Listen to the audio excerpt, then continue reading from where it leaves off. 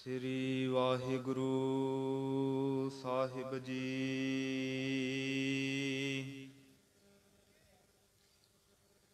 ਸ੍ਰੀ ਨਾਨਕ ਪੁਰਸ਼ੋਤਮੰ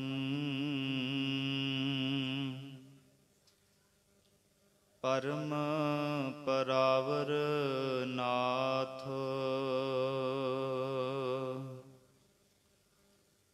ਜੁਗਲ ਚਰਨ ਮਮ ਬੰਦਨਾ ਧਰ ਪਰ ਧਰ ਕਰ ਮਾਥ।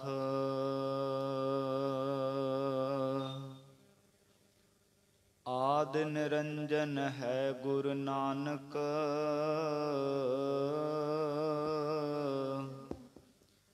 ਧਾਰ ਕੈ ਮੂਰਤ ਹੈ ਜਗ ਆਇਓ।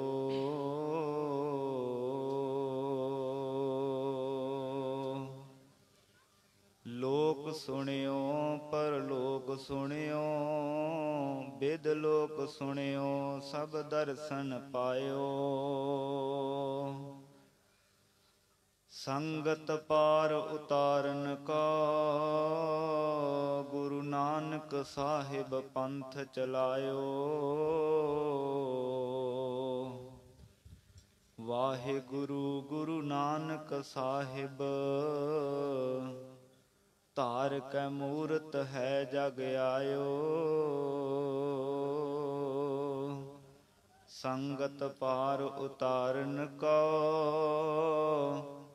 ਗੁਰੂ ਨਾਨਕ ਸਾਹਿਬ ਪੰਥ ਚਲਾਇਓ।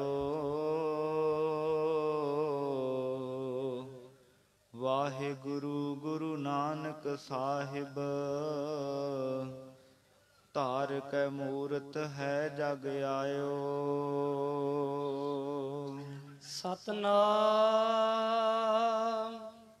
ਵਾਹਿਗੁਰੂ ਸਾਹਿਬ ਜੀ। ਸਤਿਗੁਰ ਨਾਨਕ ਪ੍ਰਗਟਿਆ ਮਿਟੀ ਧੁੰਦ ਜਗ ਚਾਨਣ ਹੋਆ। ਜਿਉ ਕਰ ਸੂਰਜ ਨਿਕਲਿਆ ਤਾਰੇ ਛਪ ਅੰਧੇਰ ਪਲੋਆ। ਸਤਿਗੁਰ ਨਾਨਕ ਪ੍ਰਗਟਿਆ ਮਿਟੀ ਧੁੰਦ ਜਗ ਚਾਨਣ ਹੋਆ। ਵਾਹਿਗੁਰੂ ਜੀ ਕਾ ਖਾਲਸਾ ਵਾਹਿਗੁਰੂ ਜੀ ਕੀ ਫਤਿਹ। ਪਰਮ ਸਨਮਾਨਯੋਗ ਗਰੀਬ ਨਿਵਾਜ ਅੰਤਰਜਾਮੀ ਸਤਿਗੁਰੂ ਪਤਿਤ ਪਾਵਨ ਭਗਤ ਵਸ਼ਲ ਕਰੁਣਾ ਨਿਦਾਨ ਵਾਲੀਏ ਕੁਲ ਆਲਮ ਸਰਵਰੇ ਕਾਇਨਾਤ ਚਵਰ ਛਤਰ ਤਖਤ ਦੇ ਮਾਲਕ ਸ਼ਬਦ ਬ੍ਰਹਮ ਸਤਿਗੁਰੂ ਧੰਨ ਧੰਨ ਸ੍ਰੀ ਗੁਰੂ ਗ੍ਰੰਥ ਸਾਹਿਬ ਸੱਚੇ ਪਾਤਸ਼ਾਹ ਜੀ ਦੀ ਮੁਕੱਦਸ ਗੋਦ ਅੰਦਰ ਸੁਭਾਏਮਾਨ ਸਤਿਗੁਰਾਂ ਦੀ ਸਾਜੀ ਔਰ ਨਿਵਾਜੀ ਹੋਈ ਗੁਰੂ ਰੂਪ ਗੁਰੂ ਖਾਲਸਾ ਸਾਧ ਸੰਗਤ ਜੀਓ। ਆਪ ਜੀ ਸਰਬੱਤ ਮਾਈ ਭਾਈ ਧੰਨ ਧੰਨ ਸ੍ਰੀ ਗੁਰੂ ਨਾਨਕ ਦੇਵ ਸਾਹਿਬ ਜੀ ਮਹਾਰਾਜ ਜੀ ਦੇ 550 ਸਾਲਾ ਅਰਧ ਸ਼ਤਾਬਦੀ ਪ੍ਰਕਾਸ਼ ਪੁਰਬ ਨੂੰ ਸਮਰਪਿਤ ਗੁਰਮਤਿ ਦੀਵਾਨਾਂ ਦੀ ਹਾਜ਼ਰੀ ਭਰ ਰਹੇ ਹੋ। ਨਗਰ ਦੇ ਪ੍ਰਬੰਧਕਾਂ ਸੰਗਤਾਂ ਨੌਜਵਾਨਾਂ ਸਭਨਾਂ ਦੇ ਸਹਿਯੋਗ ਸਦਕਾ ਇਹ ਮਹਾਨ ਸਮਾਗਮ ਪ੍ਰਾਰੰਭ ਹੋਏ। ਪਿਛਲੇ ਦਿਨਾਂ ਦੇ ਅੰਦਰ ਆਪ ਜੀਆਂ ਨੇ ਗੁਰੂ ਪਾਤਸ਼ਾਹ ਜੀਆਂ ਦੇ ਪਾਵਨ ਨਗਰ ਕੀਰਤਨਾਂ ਵਿੱਚ ਹਾਜ਼ਰੀਆਂ ਭਰੀਆਂ ਹਨ ਅਤੇ ਗੁਰਬਾਣੀ ਪੜ੍ਹ ਸੁਣ ਕੇ ਪਰਮੇਸ਼ਰ ਅਕਾਲ ਪੁਰਖ ਦਾ ਜਸ ਕਰਕੇ ਲਾਹਾ ਪ੍ਰਾਪਤ ਕੀਤਾ ਹੈ। ਅੱਜ ਦੇ ਦਿਨ ਗੁਰੂ ਚਰਨਾਂ ਵਿੱਚ ਮਹਾਨ ਦੀਵਾਨ ਸਜ ਰਹੇ ਨੇ। ਦਾਸ ਤੋਂ ਪਹਿਲਾਂ ਅੰਮ੍ਰਿਤਮਈ ਗੁਰਬਾਣੀ ਜੀ ਦਾ ਕੀਰਤਨ ਭਾਈ ਭੁਪਿੰਦਰ ਸਿੰਘ ਜੀ ਖਾਲਸਾ ਪਾਸੋਂ ਆਪ ਜੀ ਨੇ ਸਰਵਣ ਕੀਤਾ ਹੈ। ਉਸ ਤੋਂ ਵੀ ਪਹਿਲਾਂ ਕੋਈ ਬੁਲਾਰੇ ਪ੍ਰਚਾਰਕ ਗੁਰੂ ਘਰ ਦੇ ਕੀਰਤਨੀਏ, ਜਿਨ੍ਹਾਂ ਦੇ ਪਾਸੋਂ ਆਪ ਜੀਆਂ ਨੇ ਵਡਮੁੱਲੇ ਵਿਚਾਰ ਸਰਵਣ ਕਰਕੇ ਲਾਹਾ ਪ੍ਰਾਪਤ ਕੀਤਾ ਹੈ। ਧੰਨ ਸ੍ਰੀ ਗੁਰੂ ਨਾਨਕ ਦੇਵ ਮਹਾਰਾਜ ਜੀਆਂ ਦੇ ਪ੍ਰਕਾਸ਼ ਦਿਹਾੜੇ ਨੂੰ ਸਮਰਪਿਤ ਉਹਨਾਂ ਦੇ ਪਾਵਨ ਸੰਸਾਰ ਵਿੱਚ ਪ੍ਰਕਾਸ਼ ਲੈਣ ਦੇ ਸੰਬੰਧ ਵਿੱਚ, ਅਵਤਾਰ ਧਾਰਨ ਦੇ ਸੰਬੰਧ ਵਿੱਚ ਕਥਾ ਵਿਚਾਰਾਂ ਦੇ ਨਾਲ ਜੁੜਨਾ ਕਰੀਏ। ਜੋ ਭਾਈ ਗੁਰਦਾਸ ਜੀ ਸਿੱਖ ਕੌਮ ਦੇ ਪਹਿਲੇ ਪ੍ਰਚਾਰਕ ਹੋਏ ਨੇ, ਬ੍ਰਹਮ ਗਿਆਨੀ ਭਾਈ ਗੁਰਦਾਸ ਸਾਹਿਬ ਜੀ, ਉਹਨਾਂ ਨੇ ਆਪਣੀ ਰਚਨਾ ਦੇ ਅੰਦਰ ਸ੍ਰੀ ਗੁਰੂ ਨਾਨਕ ਦੇਵ ਮਹਾਰਾਜ ਜੀ ਦੇ ਸੰਸਾਰ ਤੇ ਆਉਣ ਬਾਰੇ ਲਿਖਿਆ ਹੈ, ਦਰਜ ਕੀਤਾ ਹੈ। ਇਹ ਜੋ ਗ੍ਰੰਥ ਹੈ ਭਾਈ ਗੁਰਦਾਸ ਜੀ ਦੀਆਂ ਵਾਰਾਂ ਦਾ, ਭਾਈ ਗੁਰਦਾਸ ਜੀ ਨੇ ਆਪਣੀਆਂ ਵਾਰਾਂ ਦੀ ਰਚਨਾ ਵਿੱਚ ਇੱਕ ਕਵਿਤ ਸਵਈਏ ਵੀ ਹਨ ਉਹਨਾਂ ਦੇ, ਉਹ ਗ੍ਰੰਥ ਵੱਖਰਾ ਹੈ। ਇਸ ਵਿੱਚ ਕੇਵਲ ਭਾਈ ਗੁਰਦਾਸ ਜੀ ਦੀਆਂ ਵਾਰਾਂ ਹਨ। ਇਹਨਾਂ ਵਾਰਾਂ ਦੇ ਵਿੱਚ ਬਹੁਤ ਵੱਡਾ ਖਜ਼ਾਨਾ ਹੈ। ਗੁਰਬਾਣੀ ਦੇ ਅਰਥਾਂ ਨੂੰ ਸਮਝਣ ਵਾਸਤੇ ਜੇ ਕੋਈ ਪ੍ਰਾਣੀ, ਜੇ ਕੋਈ ਸਿੱਖ ਇਹਨਾਂ ਵਾਰਾਂ ਨੂੰ ਸਮਝ ਲਵੇ, ਉਹਨੂੰ ਗੁਰਬਾਣੀ ਦੀ ਸੌਖੀ ਸਮਝ ਲੱਗ ਜਾਂਦੀ ਹੈ। ਬੜੇ ਸੁਖੈਨ ਢੰਗ ਨਾਲ ਉਹਨਾਂ ਨੂੰ ਗੁਰਬਾਣੀ ਦੇ ਅਰਥ ਸਮਝ ਲੱਗ ਜਾਂਦੇ ਹਨ। ਭਾਈ ਗੁਰਦਾਸ ਜੀ ਦੀ ਇਹ ਰਚਨਾ ਹੈ। ਇਸ ਦੇ ਵਿੱਚ ਜੋ ਕੁਝ ਲਿਖਿਆ ਹੈ, ਇਹਦੇ ਉੱਪਰ ਕੋਈ ਸ਼ੰਕਾ ਵੀ ਨਹੀਂ ਕਰ ਸਕਦਾ, ਕੋਈ ਤਰਕ ਵੀ ਨਹੀਂ ਕਰ ਸਕਦਾ। ਕੀ ਕਹਿਣਾ ਜੇ ਕੋਈ ਜਮਾਂ ਹੀ ਵਿਗੜੀ ਹੋਈ ਮੱਤ ਵਾਲਾ ਹੋਵੇ, ਮਾੜੀ ਮੱਤ ਵਾਲਾ, ਜਿਹੜਾ ਮਨੁੱਖ ਗੁਰੂ ਗ੍ਰੰਥ ਸਾਹਿਬ ਜੀ ਦੀ ਬਾਣੀ ਤੇ ਵੀ ਸ਼ੰਕਾ ਕਰ ਦਵੇ, ਉਹਨਾਂ ਬਾਰੇ ਤਾਂ ਕੀ ਕਹਿਣਾ ਹੈ। ਪਰ ਜਿਹੜੇ ਸ਼ਰਧਾਵਾਨ ਹਨ, ਉਹਨਾਂ ਦੇ ਮਨ ਵਿੱਚ ਸ਼ੰਕਾ ਨਹੀਂ ਪੈਦਾ ਹੋਵੇਗਾ, ਕਿਉਂਕਿ ਭਾਈ ਗੁਰਦਾਸ ਜੀ ਦੀ ਰਚਨਾ ਦੇ ਵਿੱਚ ਗੁਰੂ ਨਾਨਕ ਦੇਵ ਸਾਹਿਬ ਜੀ ਦੇ ਆਉਣ ਬਾਬਤ ਜੋ ਉਹਨਾਂ ਨੇ ਜ਼ਿਕਰ ਕੀਤਾ ਹੈ, ਉਹ ਬਿਲਕੁਲ ਸੱਚ ਹੈ। ਕਿਉਂਕਿ ਗੁਰੂ ਅਰਜਨ ਦੇਵ ਸਾਹਿਬ ਜੀ ਦੇ ਸੰਦਰਭ ਵਿੱਚ ਓਨੇ ਸਮੇਂ ਵਿੱਚ ਭਾਈ ਗੁਰਦਾਸ ਜੀ ਨੇ ਇਹ ਰਚਨਾਵਾਂ ਲਿਖੀਆਂ ਨੇ। ਗੁਰੂ ਅਰਜਨ ਦੇਵ ਸਾਹਿਬ ਜੀ ਦੇ ਸਮੇਂ ਗੁਰੂ ਅਰਜਨ ਦੇਵ ਜੀ ਦੇ ਮਾਮਾ ਜੀ ਲੱਗਦੇ ਸੀ ਭਾਈ ਗੁਰਦਾਸ ਜੀ। ਬੜਾ ਗੂੜਾ ਰਿਸ਼ਤਾ ਹੈ, ਸੰਬੰਧ ਹੈ ਗੁਰੂ ਘਰ ਦੇ ਨਾਲ, ਪ੍ਰੇਮ ਵੀ ਬੜਾ ਹੈ, ਸਿੱਖੀ ਨੂੰ ਕਮਾਇਆ ਵੀ ਹੈ। ਜਦੋਂ ਗੁਰੂ ਅਰਜਨ ਦੇਵ ਸਾਹਿਬ ਜੀ ਮਹਾਰਾਜ ਜੀ ਨੇ ਗੁਰੂ ਗ੍ਰੰਥ ਸਾਹਿਬ ਮਹਾਰਾਜ ਜੀ ਦੀ ਬਾਣੀ ਦੀਆਂ ਪੋਥੀਆਂ ਨੂੰ ਇਕੱਤਰ ਕਰਕੇ ਸਰੂਪ ਲਿਖਵਾਇਆ ਸੀ, ਤੇ ਲਿਖਾਰੀ ਵੀ ਭਾਈ ਗੁਰਦਾਸ ਜੀ ਲਾਏ। ਐਸੇ ਮਹਾਨ ਸੇਵਕ ਸ਼ਰਧਾਲੂ ਗੁਰੂ ਘਰ ਦੇ, ਉਹਨਾਂ ਨੇ ਗੁਰੂ ਨਾਨਕ ਦੇਵ ਸਾਹਿਬ ਜੀ ਦੀ ਬਾਬਤ ਕੁਝ ਪੌੜੀਆਂ ਪਹਿਲੀ ਵਾਰ ਦੇ ਵਿੱਚ ਹੀ ਦਰਜ ਕੀਤੀਆਂ ਨੇ। ਜਿੰਨਾ ਵੀ ਹੋ ਸਕੇਗਾ, ਜਿੰਨਾ ਆਪਣੇ ਕੋਲੇ ਸਮਾਂ ਹੈ, ਯਤਨ ਕਰਾਂਗੇ ਵੱਧ ਤੋਂ ਵੱਧ ਇਹਨਾਂ ਪੌੜੀਆਂ ਨੂੰ ਆਪਾਂ ਵਿਚਾਰ ਸਕੀਏ ਤੇ ਗੁਰੂ ਨਾਨਕ ਦੇਵ ਸਾਹਿਬ ਮਹਾਰਾਜ ਜੀ ਦੀਆਂ ਖੁਸ਼ੀਆਂ ਨੂੰ ਪ੍ਰਾਪਤ ਕਰ ਸਕੀਏ। ਸੋ ਜਿੰਨੇ ਵੀ ਗੁਰੂ ਚਰਨਾਂ ਵਿੱਚ ਆਪਾਂ ਸਰੀਰ ਜੁੜ ਬੈਠੇ ਹਾਂ, ਇਕਾਗਰਤਾ ਵਾਸਤੇ ਫਤਿਹ ਦੀ ਸਾਂਝ ਪਾਓ ਜੀ। ਆਖੋ ਜੀ ਵਾਹਿਗੁਰੂ ਜੀ ਕਾ ਖਾਲਸਾ, ਵਾਹਿਗੁਰੂ ਜੀ ਕੀ ਫਤਿਹ। ਜੋ ਇਹ ਭਾਈ ਗੁਰਦਾਸ ਜੀ ਦੀ ਪਹਿਲੀ ਵਾਰ ਦੀ ਆਪਾਂ 27ਵੀਂ ਪੌੜੀ ਤੋਂ ਇਹ ਕਥਾ ਵਿਚਾਰ ਆਰੰਭ ਕਰਨੀ ਹੈ। ਇਸ ਤੋਂ ਪਹਿਲਾਂ ਵੀ ਕੁਝ ਪੌੜੀਆਂ ਹਨ, ਜੇ ਉਹਨਾਂ ਦੀ ਵੀ ਆਰੰਭਤਾ ਵਿੱਚ ਕਰਾਂਗੇ, ਇੰਨੇ ਸਮੇਂ ਦੇ ਵਿੱਚ ਆਪਾਂ ਸੰਪੂਰਨਤਾ ਨਹੀਂ ਕਰ ਸਕਦੇ। ਉਹਨਾਂ ਪੌੜੀਆਂ ਦੇ ਆਪਾਂ ਸੰਖੇਪ ਰੂਪ ਦੇ ਵਿੱਚ ਵਿਚਾਰ ਕਰਕੇ ਉਸ ਤੋਂ ਬਾਅਦ ਇਹ ਵਿਚਾਰ ਜੋ ਭਾਈ ਗੁਰਦਾਸ ਜੀ ਦੀਆਂ ਵਾਰਾਂ ਵਿੱਚ ਹੈ ਸਰਵਣ ਕਰਦੇ ਹਾਂ। ਗੁਰਮੁਖੋ ਪਹਿਲੀ ਤਾਂ ਇਹ ਵਿਚਾਰ ਹੈ ਕਿ ਗੁਰੂ ਨਾਨਕ ਦੇਵ ਸਾਹਿਬ ਮਹਾਰਾਜ ਜੀ ਨੂੰ ਸੰਸਾਰ ਤੇ ਆਉਣ ਦੀ ਲੋੜ ਕਿਉਂ ਪਈ, ਕੀ ਕਾਰਨ ਸੀ।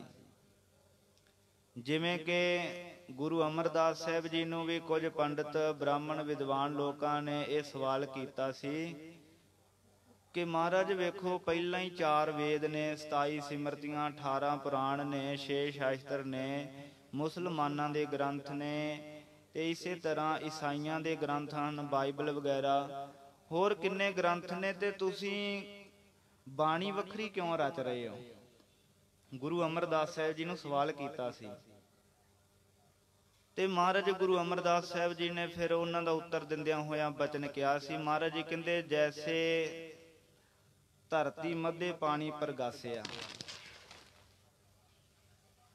ਸਤਿਗੁਰੂ ਪਾਤਸ਼ਾਹ ਜੀ ਮਹਾਰਾਜ ਗੁਰੂ ਅਮਰਦਾਸ ਸਾਹਿਬ ਜੀ ਨੇ ਬਚਨ ਕਹੇ ਸਨ, ਕਹਿੰਦੇ ਜਿਵੇਂ ਧਰਤੀ ਦੇ ਥੱਲੇ ਪਾਣੀ ਹੁੰਦਾ, ਆਪਾਂ ਨੂੰ ਸਾਰਿਆਂ ਨੂੰ ਪਤਾ, ਜਿੱਥੇ ਆਪਾਂ ਬੈਠੇ ਆ ਇੱਥੋਂ ਵੀ ਧਰਤੀ ਦੇ ਥੱਲੇ ਪਾਣੀ ਹੈ। ਉਹ ਵੱਖਰੀ ਗੱਲ ਹੈ। ਕਿਸੇ ਥਾਂ ਤੇ ਬਹੁਤਾ ਉੱਚਾ ਪਾਣੀ, ਕਿਤੇ ਬਹੁਤਾ ਡੂੰਘਾ ਹੈ। ਮਹਾਰਾਜ ਕਹਿੰਦੇ ਜੈਸੇ ਧਰਤੀ ਉੱਪਰ ਮੇਘਲਾ ਬਰਸਤ ਹੈ, ਕਿਆ ਧਰਤੀ ਮੱਧੇ ਪਾਣੀ ਨਹੀਂ। ਵੇਖੋ, ਧਰਤੀ ਦੇ ਥੱਲੇ ਪਾਣੀ ਹੋਣ ਦੇ ਬਾਵਜੂਦ ਵੀ ਵਰਖਾ ਦੀ ਜ਼ਰੂਰਤ ਮਹਿਸੂਸ ਹੁੰਦੀ ਹੈ। ਹਰ ਕੋਈ ਕਹਿੰਦਾ ਵੀ ਮੀਂਹ ਪੈ ਜਾਏ ਤੇ ਚੰਗਾ ਹੋ ਜਾਏਗਾ। ਭਾਵੇਂ ਪਾਣੀ ਹੈਗਾ ਧਰਤੀ ਦੇ ਕੋਲ, ਫਿਰ ਵੀ ਵਰਖਾ ਤੋਂ ਬਿਨਾਂ ਗੱਲ ਨਹੀਂ ਬਣਦੀ। ਵਰਖਾ ਦੇ ਵਿੱਚ ਕੀ ਗੁਣ ਹੈ? ਕਿਉਂਕਿ ਜਿਹੜਾ ਧਰਤੀ ਦਾ ਪਾਣੀ ਹੈ ਨਾ, ਜੇ ਕੋਈ ਅਮੀਰ ਹੋਵੇਗਾ ਉਹ ਤਾਂ ਪ੍ਰਾਪਤ ਕਰ ਲਏਗਾ, ਚੰਗੇ ਵਧੀਆ ਬੋਰ ਲਗਾ ਲੈਂਦਾ, ਤੇ ਗਰੀਬ ਕੋਲ ਇੰਨੀ ਸਮਰੱਥਾ ਨਹੀਂ। ਪੁਰਾਣੇ ਸਮਿਆਂ ਦੇ ਵਿੱਚ ਜਿਹੜੇ ਅਮੀਰ ਲੋਕ ਸਨ ਉਹ ਤਾਂ ਖੂਹ ਲਾ ਲੈਂਦੇ ਸੀ, ਗਰੀਬਾਂ ਨੂੰ ਬੜੀ ਪਾਣੀ ਦੀ ਦਿੱਕਤ ਆਉਂਦੀ। ਇੱਥੇ ਕਈ ਲੋਕ ਇਹੋ ਜਿਹੇ ਵੀ ਹੁੰਦੇ ਨੇ, ਉਹ ਆਪਣੇ ਇਲਾਕੇ ਵਿੱਚ ਪਾਣੀ ਪ੍ਰਗਟ ਕਰ ਲੈਂਦੇ ਨੇ ਕਿਸੇ ਵੀ ਤਰੀਕੇ ਨਾਲ, ਤੇ ਉਹਦੇ ਤੇ ਕਬਜ਼ਾ ਕਰ ਲੈਂਦੇ ਨੇ, ਉਹ ਕਿਸੇ ਨੂੰ ਦਿੰਦੇ ਨਹੀਂ, ਵਿਤਕਰੇ ਦੀ ਭਾਵਨਾ ਰੱਖਦੇ ਨੇ। ਪਰ ਮੀਂਹ ਦਾ ਪਾਣੀ ਹੈ, ਗਰੀਬ ਨੂੰ ਵੀ ਓਨਾ ਹੀ ਪ੍ਰਾਪਤ ਹੁੰਦਾ ਹੈ, ਅਮੀਰ ਨੂੰ ਵੀ ਓਨਾ ਹੀ ਪ੍ਰਾਪਤ ਹੁੰਦਾ ਹੈ। ਉੱਚੀਆਂ ਥਾਵਾਂ ਤੇ ਵੀ, ਨੀਵੀਆਂ ਥਾਵਾਂ ਤੇ ਵੀ, ਚੰਗੀ ਜਗ੍ਹਾ ਤੇ ਵੀ, ਮੰਦੀ ਜਗ੍ਹਾ ਤੇ ਵੀ, ਕੌੜੇ ਦਰਖਤਾਂ ਨੂੰ ਵੀ, ਮਿੱਠੇ ਦਰਖਤਾਂ ਨੂੰ ਵੀ, ਸਭਨਾਂ ਨੂੰ ਇੱਕ ਸਾਰ ਅਸਰ ਕਰਦਾ ਹੈ। ਮੀਂਹ ਦਾ ਪਾਣੀ ਹੈ ਨਾ, ਉਹ ਬਿਨਾਂ ਵਿਤਕਰੇ ਦੇ ਹੁੰਦਾ ਹੈ, ਕਿਸੇ ਨਾਲ ਕੋਈ ਵਿਤਕਰਾ ਨਹੀਂ ਕਰਦਾ। ਜਿਹੜਾ ਧਰਤੀ ਦਾ ਪਾਣੀ ਹੈ, ਇਹਨੂੰ ਤਾਂ ਜਿਸ ਮਨੁੱਖ ਨੇ ਪ੍ਰਾਪਤ ਕੀਤਾ, ਆਪਣੇ ਘਰ ਵਿੱਚ ਮੋਟਰ ਲੱਗੀ ਹੈ ਤੇ ਗਵਾਂਢੀਆਂ ਨੂੰ ਬਾਲਟੀ ਨਹੀਂ ਭਰਨ ਦਿੰਦੇ, ਬਈ ਅਸੀਂ ਕਿਉਂ ਤੁਹਾਨੂੰ ਦਈਏ, ਭਾਈ ਇਹ ਪਾਣੀ ਸਾਡਾ ਆ। ਆਪੋ ਆਪਣਾ ਪਾਣੀ ਦੇ ਉੱਪਰ ਕਬਜ਼ਾ ਕੀਤਾ, ਤੇ ਮੀਂਹ ਦਾ ਪਾਣੀ ਸਭਨਾਂ ਦਾ ਸਾਂਝਾ ਹੁੰਦਾ, ਇੱਕੋ ਜਿਹਾ ਸਾਰੀਆਂ ਥਾਵਾਂ ਤੇ ਵਰਸਦਾ ਏ। ਮਹਾਰਾਜ ਕਹਿੰਦੇ ਏਦਾਂ ਹੀ ਸਮਝੋ ਵੀ ਗੁਰਬਾਣੀ ਰਚਣ ਦਾ ਕਾਰਨ ਇਹ ਹੈ, ਕਿਉਂਕਿ ਹਿੰਦੂਆਂ ਦੇ ਗ੍ਰੰਥ ਨੇ, ਉਹਨਾਂ ਵਿੱਚ ਮੁਸਲਮਾਨਾਂ ਨੂੰ ਕੋਈ ਥਾਂ ਨਹੀਂ। ਮੁਸਲਮਾਨਾਂ ਦੇ ਗ੍ਰੰਥ ਨੇ, ਉਹਨਾਂ ਵਿੱਚ ਹਿੰਦੂਆਂ ਨੂੰ ਕੋਈ ਥਾਂ ਨਹੀਂ ਹੈ। ਸਾਰੇ ਵੱਖੋ ਵੱਖਰੇ ਧਰਮਾਂ ਨੇ ਆਪੋ ਆਪਣੇ ਗ੍ਰੰਥ ਰਚੇ ਨੇ, ਕਿਸੇ ਨੂੰ ਥਾਂ ਨਹੀਂ ਦਿੱਤੇ। ਮਹਾਰਾਜ ਕਹਿੰਦੇ ਇਸ ਬਾਣੀ ਦੇ ਵਿੱਚ ਸਾਰੇ ਧਰਮਾਂ ਨੂੰ ਥਾਂ ਹੈ। ਖੱਤਰੀ ਬ੍ਰਾਹਮਣ ਸ਼ੂਦ ਵੈਸ ਉਪਦੇਸ਼ ਚੌ ਵਰਨਾ ਕੋ ਸਾਂਝਾ, ਸਾਂਝਾ ਸਾਹਿਬ ਬਾਪ ਹਮਾਰਾ। ਗੁਰੂ ਨਾਨਕ ਦੇਵ ਸਾਹਿਬ ਜੀ ਵੀ ਸਾਂਝੇ ਹਨ। ਸਾਧ ਸੰਗਤ ਜੀ, ਗੁਰੂ ਨਾਨਕ ਦੇਵ ਸਾਹਿਬ ਜੀ ਐਸੇ ਸਾਂਝੇ ਬਾਪ ਸਤਿਗੁਰੂ ਜੀ ਹਨ। ਇਹਨਾਂ ਨੂੰ ਵੇਖੋ, ਮੁਸਲਮਾਨਾਂ ਨੇ ਵੀ, ਮੁਖੀ ਮੁਸਲਮਾਨਾਂ ਨੇ ਝੁਕ ਕੇ ਨਮਸਕਾਰ ਕੀਤੀ ਹੈ, ਖੁਸ਼ ਹੋ ਕੇ। ਦੇਵਤਿਆਂ ਨੇ ਵੀ ਖੁਸ਼ ਹੋ ਕੇ ਨਮਸਕਾਰਾਂ ਕੀਤੀਆਂ ਨੇ। ਕਿਸੇ ਵੀ ਧਰਮ ਦਾ ਕੋਈ ਮਨੁੱਖ ਹੋਵੇ, ਹਰੇਕ ਵਰਨ ਦਾ, ਹਰੇਕ ਜਾਤੀ ਦਾ, ਹਰੇਕ ਫਿਰਕੇ ਦੇ ਮਨੁੱਖ ਨੇ ਗੁਰੂ ਨਾਨਕ ਦੇਵ ਜੀ ਨੂੰ ਖੁਸ਼ ਹੋ ਕੇ ਸੀਸ ਝੁਕਾਇਆ। ਪੁਰਾਤਨ ਇਤਿਹਾਸ ਪੜ੍ਹ ਲਵੋ, ਤੁਹਾਨੂੰ ਕਦੇ ਲਿਖਿਆ ਨਹੀਂ ਮਿਲੇਗਾ ਵੀ ਕੋਈ ਦੇਵਤਾ ਹੈ ਤੇ ਉਹਨਾਂ ਨੂੰ ਖੁਸ਼ ਹੋ ਕੇ ਕਿਸੇ ਮੁਸਲਮਾਨ ਨੇ ਨਮਸਕਾਰ ਕੀਤੀ, ਨਹੀਂ ਕੀਤੀ। ਜੇ ਮੁਸਲਮਾਨਾਂ ਦੇ ਕੋਈ ਪੀਰ ਫਕੀਰ ਵਿਚਰ ਰਹੇ ਨੇ ਤੇ ਕਿਸੇ ਹਿੰਦੂ ਨੇ ਉਹਨਾਂ ਨੂੰ ਖੁਸ਼ ਹੋ ਕੇ ਨਮਸਕਾਰ ਨਹੀਂ ਕੀਤੀ, ਕੀ ਕਹਿਣਾ ਕਿਸੇ ਨੂੰ ਜ਼ਬਰਦਸਤੀ ਆਪਣੇ ਧਰਮ ਦੇ ਵਿੱਚ ਲਿਆਂਦਾ ਗਿਆ ਹੋਵੇ, ਉਹ ਝੁਕਿਆ ਹੋਵੇ, ਏਦਾਂ ਲਿਖਿਆ ਹੋਏਗਾ। ਪਰ ਕਿਸੇ ਨੇ ਖੁਸ਼ ਹੋ ਕੇ ਕਿਸੇ ਦੂਸਰੇ ਧਰਮ ਦੇ ਮੁਖੀ ਨੂੰ ਨਮਸਕਾਰ ਨਹੀਂ ਕੀਤੀ। ਕੇਵਲ ਤੇ ਕੇਵਲ ਉਹ ਹਨ ਗੁਰੂ ਨਾਨਕ ਦੇਵ ਸਾਹਿਬ ਜੀ ਮਹਾਰਾਜ, ਜਿਨ੍ਹਾਂ ਨੂੰ ਤਮਾਮ ਦੁਨੀਆ ਦੇ ਲੋਕਾਂ ਨੇ ਨਮਸਕਾਰਾਂ ਕੀਤੀਆਂ ਨੇ। ਜੇ ਬਗਦਾਦ ਵਿੱਚ ਗਏ ਨੇ, ਉੱਥੋਂ ਦਾ 27ਵੀਂ ਗੱਦੀ ਤੇ ਬੈਠਾ ਹੋਇਆ ਦਸਤਗੀਰ ਪੀਰ ਆਪਣੇ ਤਖਤ ਤੋਂ ਉੱਠ ਕੇ ਗੁਰੂ ਨਾਨਕ ਦੇਵ ਜੀ ਦੇ ਚਰਨਾਂ ਤੇ ਮੱਥਾ ਟੇਕਦਾ ਏ। ਜਗਨਨਾਥਪੁਰੀ ਵਿੱਚ ਜਾਂਦੇ ਨੇ, ਹਰਿਦੁਆਰ ਜਾਂਦੇ ਨੇ, ਜਿੱਥੇ ਵੀ ਹਿੰਦੂਆਂ ਦੇ ਤੀਰਥ ਸਥਾਨਾਂ ਤੇ ਮਹਾਰਾਜ ਗਏ, ਸਭਨਾਂ ਦੇ ਉੱਥੋਂ ਦੇ ਮੁਖੀ ਵਿਦਵਾਨ ਪੰਡਤ ਲੋਕ ਗੁਰੂ ਸਾਹਿਬ ਜੀ ਨੂੰ ਝੁਕ ਕੇ ਨਮਸਕਾਰ ਕੀਤੀ, ਖੁਸ਼ ਹੋ ਕੇ ਆਪ ਮੁਹਾਰੇ। ਸਭ ਕੋਈ ਗੁਰੂ ਨਾਨਕ ਦੇਵ ਸਾਹਿਬ ਜੀ ਨੂੰ ਝੁਕਿਆ ਤੇ ਸਭਨਾਂ ਥਾਵਾਂ ਤੇ ਗੁਰੂ ਸਾਹਿਬ ਜੀ ਨੇ ਰਟਨ ਕੀਤਾ, ਉਦਾਸੀਆਂ ਕੀਤੀਆਂ ਨੇ। ਜਾਪਾਨ ਦੇ ਵਿੱਚ ਵੀ ਗੁਰੂ ਨਾਨਕ ਦੇਵ ਸਾਹਿਬ ਜੀ ਗਏ ਨੇ, ਫਰਾਂਸ 'ਚ ਗਏ ਨੇ, ਅਰਬ ਦੇਸ਼ਾਂ ਵਿੱਚ ਗਏ ਨੇ, ਅਰਬ ਕੰਟਰੀਆਂ ਵਿੱਚ ਸਾਡੇ ਨੌਜਵਾਨ ਬਹੁਤ ਜਾਂਦੇ ਨੇ। ਉਧਰ ਵੀ ਮਹਾਰਾਜ ਸੱਚੇ ਪਾਤਸ਼ਾਹ ਜੀ ਗਏ ਨੇ, ਗੁਰ ਸਥਾਨ ਹਨ। ਤੇ ਇਸੇ ਤਰ੍ਹਾਂ ਸਾਧ ਸੰਗਤ ਜੀ, ਸ਼੍ਰੀ ਲੰਕਾ ਵਿੱਚ ਵੀ ਗੁਰੂ ਨਾਨਕ ਦੇਵ ਸਾਹਿਬ ਮਹਾਰਾਜ ਜੀ ਨੇ ਚਰਨ ਪਾਏ ਨੇ। ਭਾਰਤ ਖੰਡ ਦੇ ਵਿੱਚ ਤਾਂ ਬਹੁਤ ਸਮਾਂ ਮਹਾਰਾਜ ਸਾਹਿਬ ਜੀ ਨੇ ਬਤੀਤ ਕੀਤਾ ਹੈ, ਜਗਤ ਦਾ ਭਲਾ ਕੀਤਾ ਹੈ। ਸਾਂਝਾ ਸਾਹਿਬ ਬਾਪ ਹਮਾਰਾ। ਗੁਰੂ ਨਾਨਕ ਦੇਵ ਸਾਹਿਬ ਜੀ ਨੂੰ ਆਉਣ ਦੀ ਲੋੜ ਇਸ ਕਰਕੇ ਪਈ ਕਿਉਂਕਿ ਪ੍ਰਮਾਤਮਾ ਅਕਾਲ ਪੁਰਖ ਨੇ ਪਹਿਲਾਂ ਬੜਿਆਂ ਨੂੰ ਅਵਤਾਰ ਧਾਰ ਕੇ ਸੰਸਾਰ ਤੇ ਭੇਜਿਆ, ਡਿਊਟੀਆਂ ਲਾਈਆਂ ਕਿ ਭਾਈ ਤੁਸੀਂ ਜਾ ਕੇ ਸੰਸਾਰ ਦੇ ਵਿੱਚ ਪਰਮੇਸ਼ਰ ਅਕਾਲ ਪੁਰਖ ਵਾਹਿਗੁਰੂ ਦੇ ਨਾਲ ਜੋੜੋ, ਨਾਮ ਜਪਾਓ। ਸਭਨਾਂ ਨੇ ਆਪੋ ਆਪਣੇ ਮਤ ਸ਼ੁਰੂ ਕਰ ਲਏ, ਕਿਸੇ ਨੇ ਵੀ ਪਰਮੇਸ਼ਰ ਦਾ ਨਾਮ ਨਹੀਂ ਜਪਾਇਆ। ਆਪੋ ਆਪਣੇ ਧੰਦੇ ਪਿੱਟ ਕੇ ਸੰਸਾਰ ਤੋਂ ਚਲੇ ਗਏ। ਦੁਨੀਆ ਤੇ ਬਹੁਤ ਜ਼ਿਆਦਾ ਪਾਪ ਵੱਧ ਚੁੱਕਾ ਸੀ, ਸਾਰੇ ਪਾਸੇ ਪਾਪ ਕਰਮ ਹੋ ਰਹੇ ਸਨ। ਸਤਿਗੁਰੂ ਪਾਤਸ਼ਾਹ ਜੀ ਦਾ ਗੁਰਬਾਣੀ ਦੇ ਵਿੱਚ ਵੀ ਬਚਨ ਆਉਂਦਾ ਹੈ ਕਹਿੰਦੇ ਕੂੜ ਅਮਾਵਸ ਸੱਚ ਚੰਦਰਮਾ ਦੀਸੈ ਨਾਹੀਂ ਕਹਿ ਚੜਿਆ। ਮੱਸਿਆ ਦੀ ਕਾਲੀ ਬੋਲੀ ਰਾਤ ਵਾਂਗ ਸਾਰੇ ਪਾਸੇ ਹਨੇਰਾ ਪਸਰ ਰਿਹਾ ਸੀ ਪਾਪਾਂ ਦਾ। ਸੱਚ ਰੂਪੀ ਚੰਦਰਮਾ ਕਿਤੇ ਦਿਖਾਈ ਨਹੀਂ ਸੀ ਦੇ ਰਿਹਾ। ਸਾਰੇ ਪਾਸੇ ਹਨੇਰਾ ਛਾਇਆ ਹੋਇਆ ਸੀ ਪਾਪਾਂ ਦਾ। ਕੈਸੇ ਪਾਪ ਹੋ ਰਹੇ ਸਨ। ਕਹਿੰਦੇ ਜਿਹੜੇ ਰਾਜੇ ਨੇ ਉਹ ਵੀ ਲੋਕਾਂ ਨੂੰ ਦੁਖੀ ਕਰਦੇ ਸੀ, ਤੇ ਜਿਹੜੇ ਕਾਜੀ ਆਦਿਕ ਸਨ ਉਹ ਵੀ ਵੱਡੀਆਂ ਲੈਂਦੇ ਸਨ। ਇਹ ਵੀ ਵਿਚਾਰ ਵਿੱਚ ਆਵੇਗੀ। ਉਸ ਤੋਂ ਬਾਅਦ ਜਿਹੜੇ ਧਰਮੀ ਲੋਕ ਸਨ ਉਹ ਵੀ ਲੋਕਾਂ ਨੂੰ ਅੰਧ ਵਿਸ਼ਵਾਸਾਂ ਵਿੱਚ ਪਾ ਕੇ ਲੁੱਟਦੇ ਸੀ। ਸੌਖਾ ਸਮਝ ਲੱਗ ਜਾਏ ਇਹ ਕਹਿ ਲਈਏ ਵੀ ਜਿਵੇਂ ਅੱਜ ਦੇ ਹਾਲਾਤ ਬਣਦੇ ਜਾ ਰਹੇ ਨੇ, ਇਦਾਂ ਦੀ ਹਾਲਾਤ ਉਸ ਸਮੇਂ ਸਨ ਜਦੋਂ ਗੁਰੂ ਨਾਨਕ ਦੇਵ ਸਾਹਿਬ ਮਹਾਰਾਜ ਜੀ ਦਾ ਪ੍ਰਕਾਸ਼ ਹੋਇਆ। ਉਸ ਤੋਂ ਪਹਿਲਾਂ ਇਹੋ ਜਿਹੀ ਹਾਲਤ ਸੀ। ਸ੍ਰੀ ਗੁਰਪ੍ਰਤਾਪ ਸੂਰਜ ਗ੍ਰੰਥ ਦੇ ਅੰਦਰ ਇਹ ਜ਼ਿਕਰ ਆਉਂਦਾ ਹੈ, ਭਾਈ ਬਾਲਾ ਜੀ ਨੇ ਗੁਰੂ ਅੰਗਦ ਦੇਵ ਸਾਹਿਬ ਜੀ ਨੂੰ ਖਡੂਰ ਸਾਹਿਬ ਦੀ ਧਰਤੀ ਤੇ ਜਦੋਂ ਸਾਰਾ ਇਤਿਹਾਸ ਗੁਰੂ ਨਾਨਕ ਦੇਵ ਮਹਾਰਾਜ ਜੀ ਦਾ ਸੁਣਾਇਆ, ਉਹਨਾਂ ਦੇ ਆਉਣ ਤੋਂ ਪਹਿਲਾਂ ਦਾ ਵੀ ਹਾਲ ਸੁਣਾਇਆ ਕਿ ਦੁਨੀਆ ਦਾ ਇਹ ਹਾਲ ਹੋ ਚੁੱਕਾ ਸੀ, ਇੰਨੇ ਪਾਪ ਵੱਧ ਗਏ। ਕਹਿੰਦੇ ਧਰਤੀ ਨੇ ਫਿਰ ਪੁਕਾਰ ਕੀਤੀ, ਪਰਮੇਸ਼ਰ ਕਿਰਪਾ ਕਰੋ, ਮੇਰੇ ਉੱਪਰ ਪਾਪਾਂ ਦਾ ਭਾਰ ਵੱਧ ਗਿਆ ਏ ਤੇ ਮੈਥੋਂ ਹੁਣ ਟਿਕਿਆ ਨਹੀਂ ਜਾਂਦਾ। ਮੈਂ ਗਰਕ ਹੋ ਚੱਲੀ ਆ, ਮੈਨੂੰ ਹੁਣ ਆਸਰਾ ਚਾਹੀਦਾ ਹੈ। ਤੂੰ ਮੈਨੂੰ ਕਿਰਪਾ ਕਰਕੇ ਆਸਰਾ ਦੇ ਤੇ ਮੈਂ ਬਚ ਜਾਵਾਂਗੀ, ਨਹੀਂ ਤਾਂ ਪਾਪਾਂ ਦਾ ਭਾਰ ਮੈਨੂੰ ਦਬਾ ਰਿਹਾ ਏ। ਉਸ ਵੇਲੇ ਜਦੋਂ ਧਰਤੀ ਦੀ ਬੇਨਤੀ ਸੁਣੀ ਪਰਮੇਸ਼ਰ ਨੇ, ਧਰਤੀ ਨੇ ਬੇਨਤੀ ਕੀਤੀ। ਗੁਰੂ ਗ੍ਰੰਥ ਸਾਹਿਬ ਮਹਾਰਾਜ ਜੀ ਦੀ ਬਾਣੀ ਦੇ ਵੀ ਬਚਨ ਹਨ, ਕਲਮਲ ਹੋਈ ਮੇਦਨੀ ਅਰਦਾਸ ਕਰੈ ਲਿਵ ਲਾਏ, ਸੱਚਾ ਸੁਣਿਆ ਕੰਨ ਦੇ ਧੀਰਕ ਦੇਵੈ ਸਹਿਜ ਸੁਭਾਏ। ਮਹਾਰਾਜ ਦੇ ਬਚਨ ਨੇ ਭਾਈ ਗੁਰਦਾਸ ਜੀ ਨੇ ਲਿਖਿਆ ਹੈ ਆਪਣੀਆਂ ਵਾਰਾਂ ਦੇ ਵਿੱਚ। ਕਹਿੰਦੇ ਸੁਣੀ ਪੁਕਾਰ ਦਾ ਤਾਰ ਪ੍ਰਭ, ਗੁਰੂ ਨਾਨਕ ਜਗ ਮਾਹੇ ਪਠਾਇਆ। ਧਰਤੀ ਦੀ ਪੁਕਾਰ, ਧਰਮ ਦੀ ਪੁਕਾਰ ਸੁਣ ਕੇ ਪਰਮੇਸ਼ਰ ਅਕਾਲ ਪੁਰਖ ਵਾਹਿਗੁਰੂ ਨੇ ਆਪਣਾ ਸਰੂਪ ਧਾਰਨ ਕੀਤਾ ਗੁਰੂ ਨਾਨਕ ਦੇਵ ਜੀ ਦੇ ਰੂਪ ਵਿੱਚ। ਆਪ ਨਰਾਇਣ ਕਲਾ ਧਾਰ ਜਗ ਮਹਿ ਪਰਵਰਿਆਓ, ਨਿਰੰਕਾਰ ਆਕਾਰ ਜੋਤ ਜਗ ਮੰਡਲ ਕਰਿਓ। ਕਿਸੇ ਹੋਰ ਦੀ ਡਿਊਟੀ ਨਹੀਂ ਲਾਈ, ਹੋਰਨਾਂ ਦੀਆਂ ਬੜਿਆਂ ਦੀਆਂ ਡਿਊਟੀਆਂ ਲਾ ਕੇ ਵੇਖੀਆਂ। ਵਿਸ਼ਨੂੰ ਨੇ ਆਪਣੇ 23 ਅਵਤਾਰ ਧਾਰਨ ਕੀਤੇ ਨੇ ਇਸ ਜਗਤ ਅੰਦਰ। ਵਿਸ਼ਨੂੰ ਦੇ, ਸ਼ਿਵ ਜੀ ਦੇ 11 ਅਵਤਾਰ ਹੋਏ ਨੇ।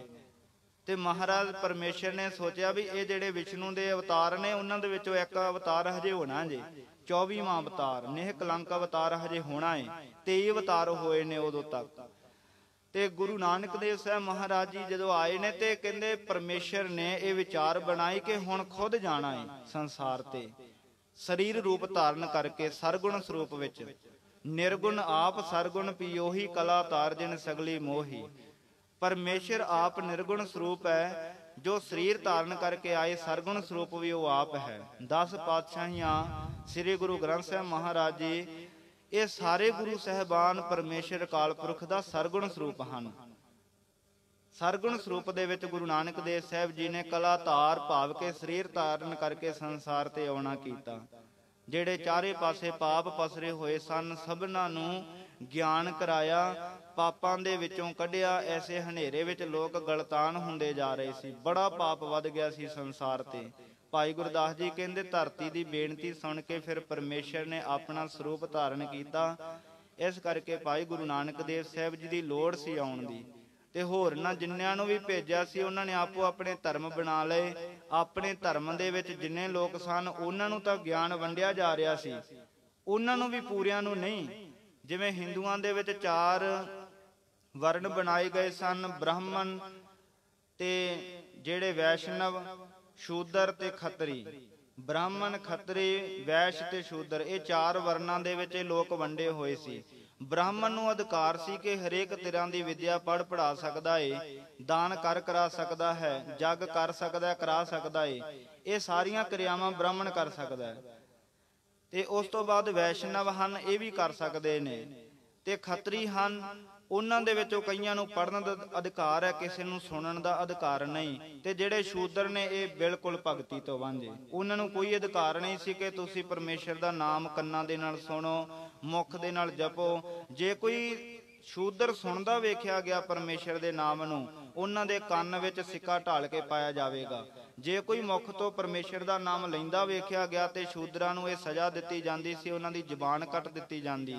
ਤੇ ਇਹਨਾਂ 4 ਵਰਨਾਂ ਦੀਆਂ ਜਿਹੜੀਆਂ ਇਸਤਰੀਆਂ ਹਨ ਉਹਨਾਂ ਨੂੰ ਬਿਲਕੁਲ ਅਧਿਕਾਰ ਨਹੀਂ ਸੀ ਪਰਮੇਸ਼ਰ ਦਾ ਨਾਮ ਜਪਣ ਦਾ। ਇੰਨਾ ਵੱਡਾ ਵਿਤਕਰਾ ਰੱਖਿਆ ਜਾਂਦਾ ਸੀ। ਔਰਤ ਨੂੰ ਪੈਰ ਦੀ ਜੁੱਤੀ ਸਮਝਿਆ ਜਾਂਦਾ ਸੀ। ਤੇ ਸ਼ੂਦਰਾਂ ਦੀ ਬੜੀ ਮਾੜੀ ਹਾਲਤ ਹੋ ਚੁੱਕੀ ਸੀ। ਭਾਈ ਗੁਰਦਾਸ ਜੀ ਕਹਿੰਦੇ ਐਸੇ ਜਦੋਂ ਪਾਪ ਵਧੇ ਤੇ ਪਰਮੇਸ਼ਰ ਅਕਾਲ ਪੁਰਖ ਨੇ ਆਪਣਾ ਸਰੀਰ ਧਾਰਨ ਕਰਕੇ ਸੰਸਾਰ ਤੇ ਆਉਣਾ ਕੀਤਾ। ਤੇ ਜਦੋਂ ਗੁਰੂ ਨਾਨਕ ਦੇਵ ਸਾਹਿਬ ਜੀ ਮਹਾਰਾਜ ਆਏ ਨੇ, ਉਸ ਸਮੇਂ ਗੁਰਪ੍ਰਤਾਪ ਸੂਰਜ ਗ੍ਰੰਥ ਦੇ ਅੰਦਰ ਜ਼ਿਕਰ ਆਉਂਦਾ ਹੈ, ਕਹਿੰਦੇ ਨਨਕਾਣਾ ਸਾਹਿਬ ਰਾਏ ਭੋਏ ਦੀ ਤਲਵੰਡੀ ਦਾ ਜਿਹੜਾ ਇਲਾਕਾ ਨਾ, ਸਾਰਾ ਸਮੁੱਚਾ ਇਹਨੂੰ ਬਾਰ ਦੇਸ਼ ਦਾ ਇਲਾਕਾ ਕਹਿੰਦੇ ਨੇ।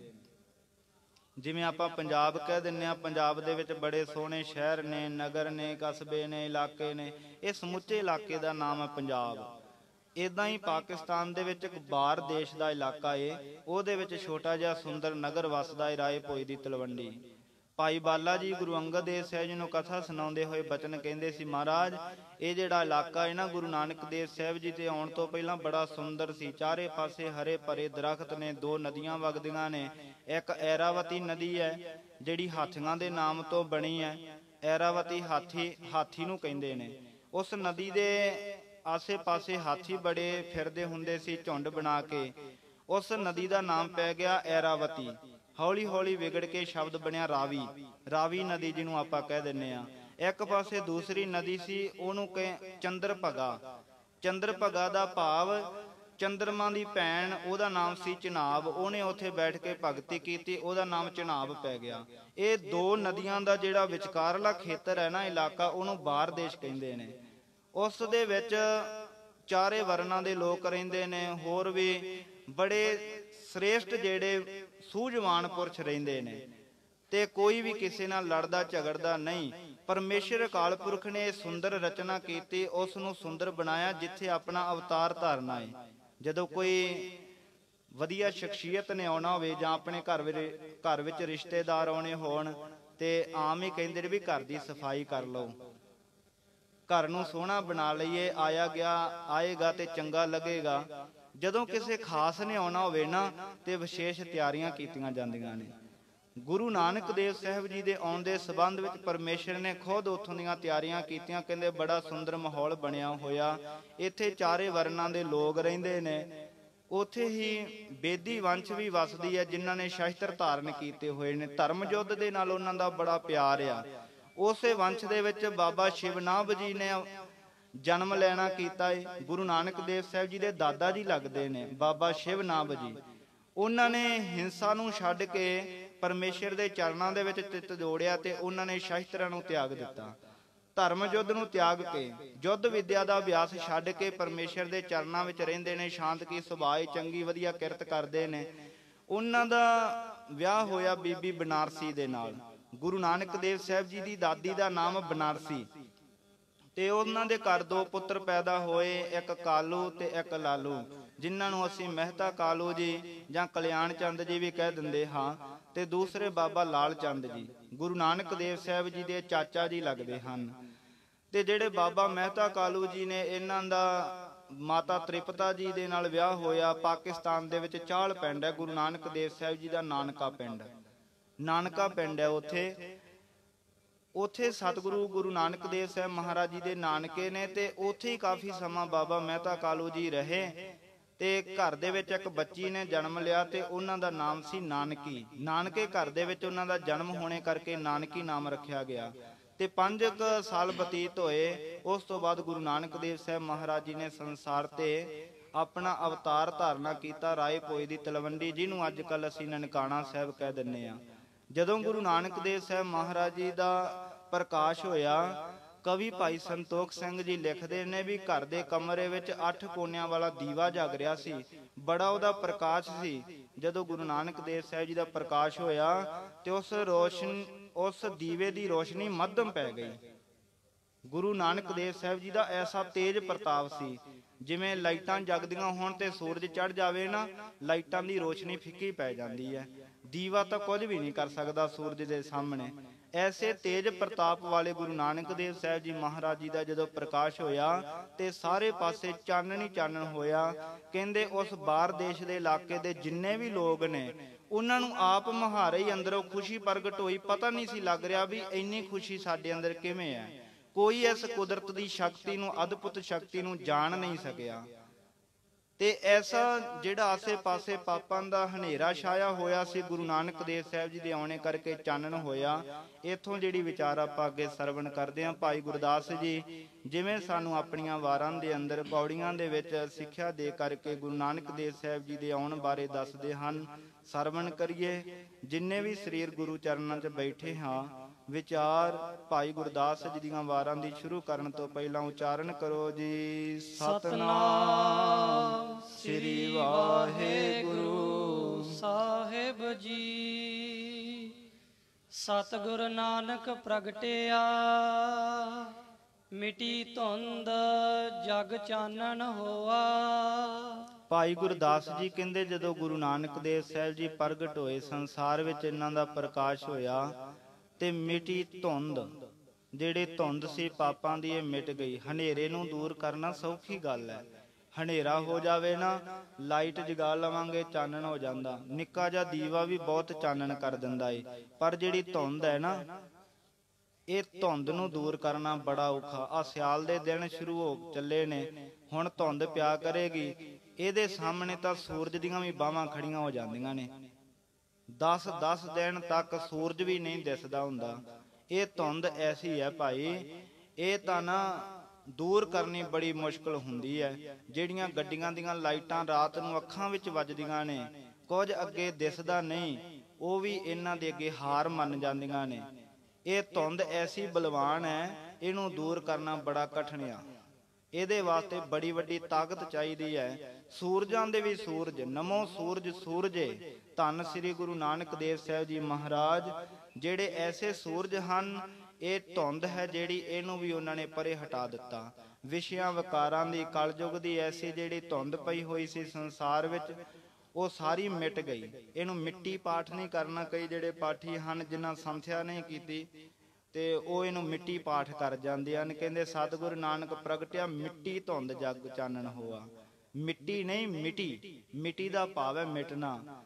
ਜਿਹੜੀ ਧੁੰਦ ਸੀ ਸਾਰੇ ਪਾਸੇ ਪਾਪਾਂ ਦੀ, ਉਹ ਮਿਟ ਗਈ। ਜਗ ਚਾਨਣ ਹੋਆ, ਜਗਤ ਦੇ ਵਿੱਚ ਚਾਨਣ ਹੋਇਆ ਗੁਰੂ ਨਾਨਕ ਦੇਵ ਸਾਹਿਬ ਜੀ ਦੇ ਆਉਣੇ ਕਰਕੇ। ਜਿਉ ਕਰ ਸੂਰਜ ਨਿਕਲਿਆ, ਤਾਰੇ ਛਪੇ ਅੰਧੇਰ ਭਲੋਆ। ਜਿਵੇਂ ਕਹਿੰਦੇ ਸੂਰਜ ਨਿਕਲ ਆਉਂਦਾ ਏ ਤੇ ਚਾਨਣ ਹੋ ਜਾਂਦਾ, ਤੇ ਤਾਰੇ ਛਪ ਜਾਂਦੇ ਨੇ, ਹਨੇਰਾ ਵੀ ਦੌੜ ਜਾਂਦਾ ਏ। ਇਦਾਂ ਹੀ ਪਖੰਡੀਆਂ ਰੂਪ ਜਿਹੜੇ ਤਾਰੇ ਪਸਰੇ ਹੋਏ, ਪਖੰਡੀਆਂ ਰੂਪ ਜਿਹੜੇ ਤਾਰੇ ਪਸਰੇ ਹੋਏ ਸਨ ਚਾਰੇ ਪਾਸੇ, ਉਹ ਕਹਿੰਦੇ ਦੌੜ ਗਏ। ਤਾਰੇ ਦਿਖਾਈ ਨਹੀਂ ਕਿਤੇ ਵੀ ਦਿੱਤੇ, ਤੇ ਹਨੇਰਾ ਸੀ ਜਿਹੜਾ ਵਿਸ਼ਿਆਂ ਵਿਕਾਰਾਂ ਦਾ, ਪਾਪਾਂ ਦਾ, ਇਹ ਵੀ ਜਿਹੜਾ ਨਸ਼ਟ ਹੋ ਗਿਆ। ਸਿੰਘ ਬੁੱਕੇ ਮਿਰਗਾਵਲੀ, ਭੰਨੀ ਜਾਏ ਨਾ ਧੀਰ ਧਰੋਆ। ਸਿੰਘ ਬੁੱਕੇ ਮਿਰਗਾਵਲੀ, ਜਦੋਂ ਮਿਰਗਾਂ ਦੀਆਂ ਡਾਰਾਂ ਦੇ ਵਿੱਚ ਸਿੰਘ ਸ਼ੇਰ ਜਾ ਕੇ ਬੁੱਕਦੇ ਨੇ, ਦਹਾੜਦੇ ਨੇ, ਉਦੋਂ ਮਿਰਗਾਵਲੀਆਂ ਦੀਆਂ ਜਿਹੜੀਆਂ ਡਾਰਾਂ ਹਨ ਹਿਰਨਾਂ ਦੀਆਂ, ਉਹ ਭੰਨੀਆਂ ਜਾਂਦੀਆਂ ਨੇ। ਭਾਵ ਕਿ ਖਿੰਡਰ ਪੁੰਡਰ ਜਾਂਦੀਆਂ ਨੇ, ਦੌੜ ਜਾਂਦੀਆਂ ਨੇ ਸ਼ੇਰਾਂ ਨੂੰ ਦੇਖ ਕੇ। ਵਿਸ਼ਰਾਮ ਇੱਥੇ ਹੀ ਸ਼ੁੱਧ ਹੈ। ਸਿੰਘ ਬੁੱਕੇ ਮਿਰਗਾਵਲੀ, ਭੰਨੀ ਜਾਏ ਨਾ ਧੀਰ ਧਰੋਆ। ਹਿਰਨਾਂ ਦੀਆਂ ਡਾਰਾਂ ਨੂੰ ਫਿਰ ਧੀਰਜ ਨਹੀਂ ਪ੍ਰਤੀਤ ਹੁੰਦੀ। ਕਈ ਵਿਦਵਾਨ ਵਿਸ਼ਰਾਮ ਲਾਉਂਦੇ ਹਨ, ਸਿੰਘ ਬੁੱਕੇ ਮਿਰਗਾਵਲੀ, ਭੰਨੀ ਜਾਏ ਨਾ ਧੀਰ ਧਰੋਆ। ਅਰਥ ਵਾਸਤੇ ਇੱਥੇ ਠੀਕ ਹੈ, ਪਰ ਚਾਲ ਵਾਸਤੇ ਪਾਈਏ ਜਿਹੜਾ ਵਿਸ਼ਰਾਮ ਮਿਰਗਾਵਲੀ ਤੇ ਹੀ ਠੀਕ ਹੈ। ਚਾਲ ਵਾਸਤੇ, ਪੜ੍ਹਨ ਵਾਸਤੇ, ਜਦੋਂ ਕੋਈ ਗਿਆਨੀ ਸਿੰਘ ਵਿਦਵਾਨ ਪਾਠ ਕਰਦੇ ਨੇ ਜਾਂ ਕੋਈ ਵਿਚਾਰ ਕਰਦੇ ਨੇ, ਉਦੋਂ ਆਪੇ ਹੀ ਉਹਦੇ ਅਰਥ ਸਹੀ ਤਰੀਕੇ ਨਾਲ ਹੁੰਦੇ ਹਨ। ਸਿੰਘ ਬੁੱਕੇ ਮਿਰਗਾਵਲੀ, ਜਦੋਂ ਸਿੰਘ ਸ਼ੇਰ ਬੁੱਕਦੇ ਨੇ ਮਿਰਗਾਂ ਦੀਆਂ ਡਾਰਾਂ ਵਿੱਚ, ਕਹਿੰਦੇ ਭੰਨੀ ਜਾਏ।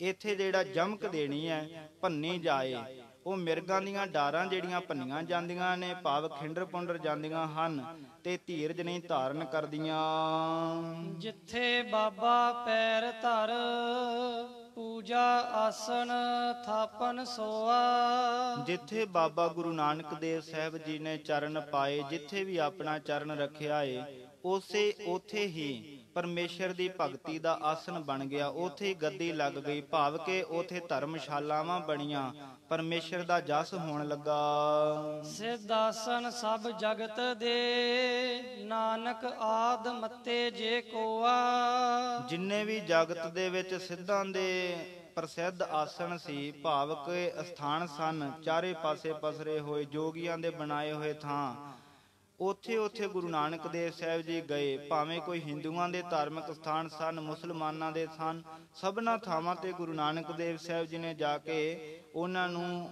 ਉਪਦੇਸ਼ ਦਿੱਤਾ ਏ, ਉਹਨਾਂ ਨੂੰ ਸਿੱਧੇ ਰਾਹੇ ਪਾਇਆ।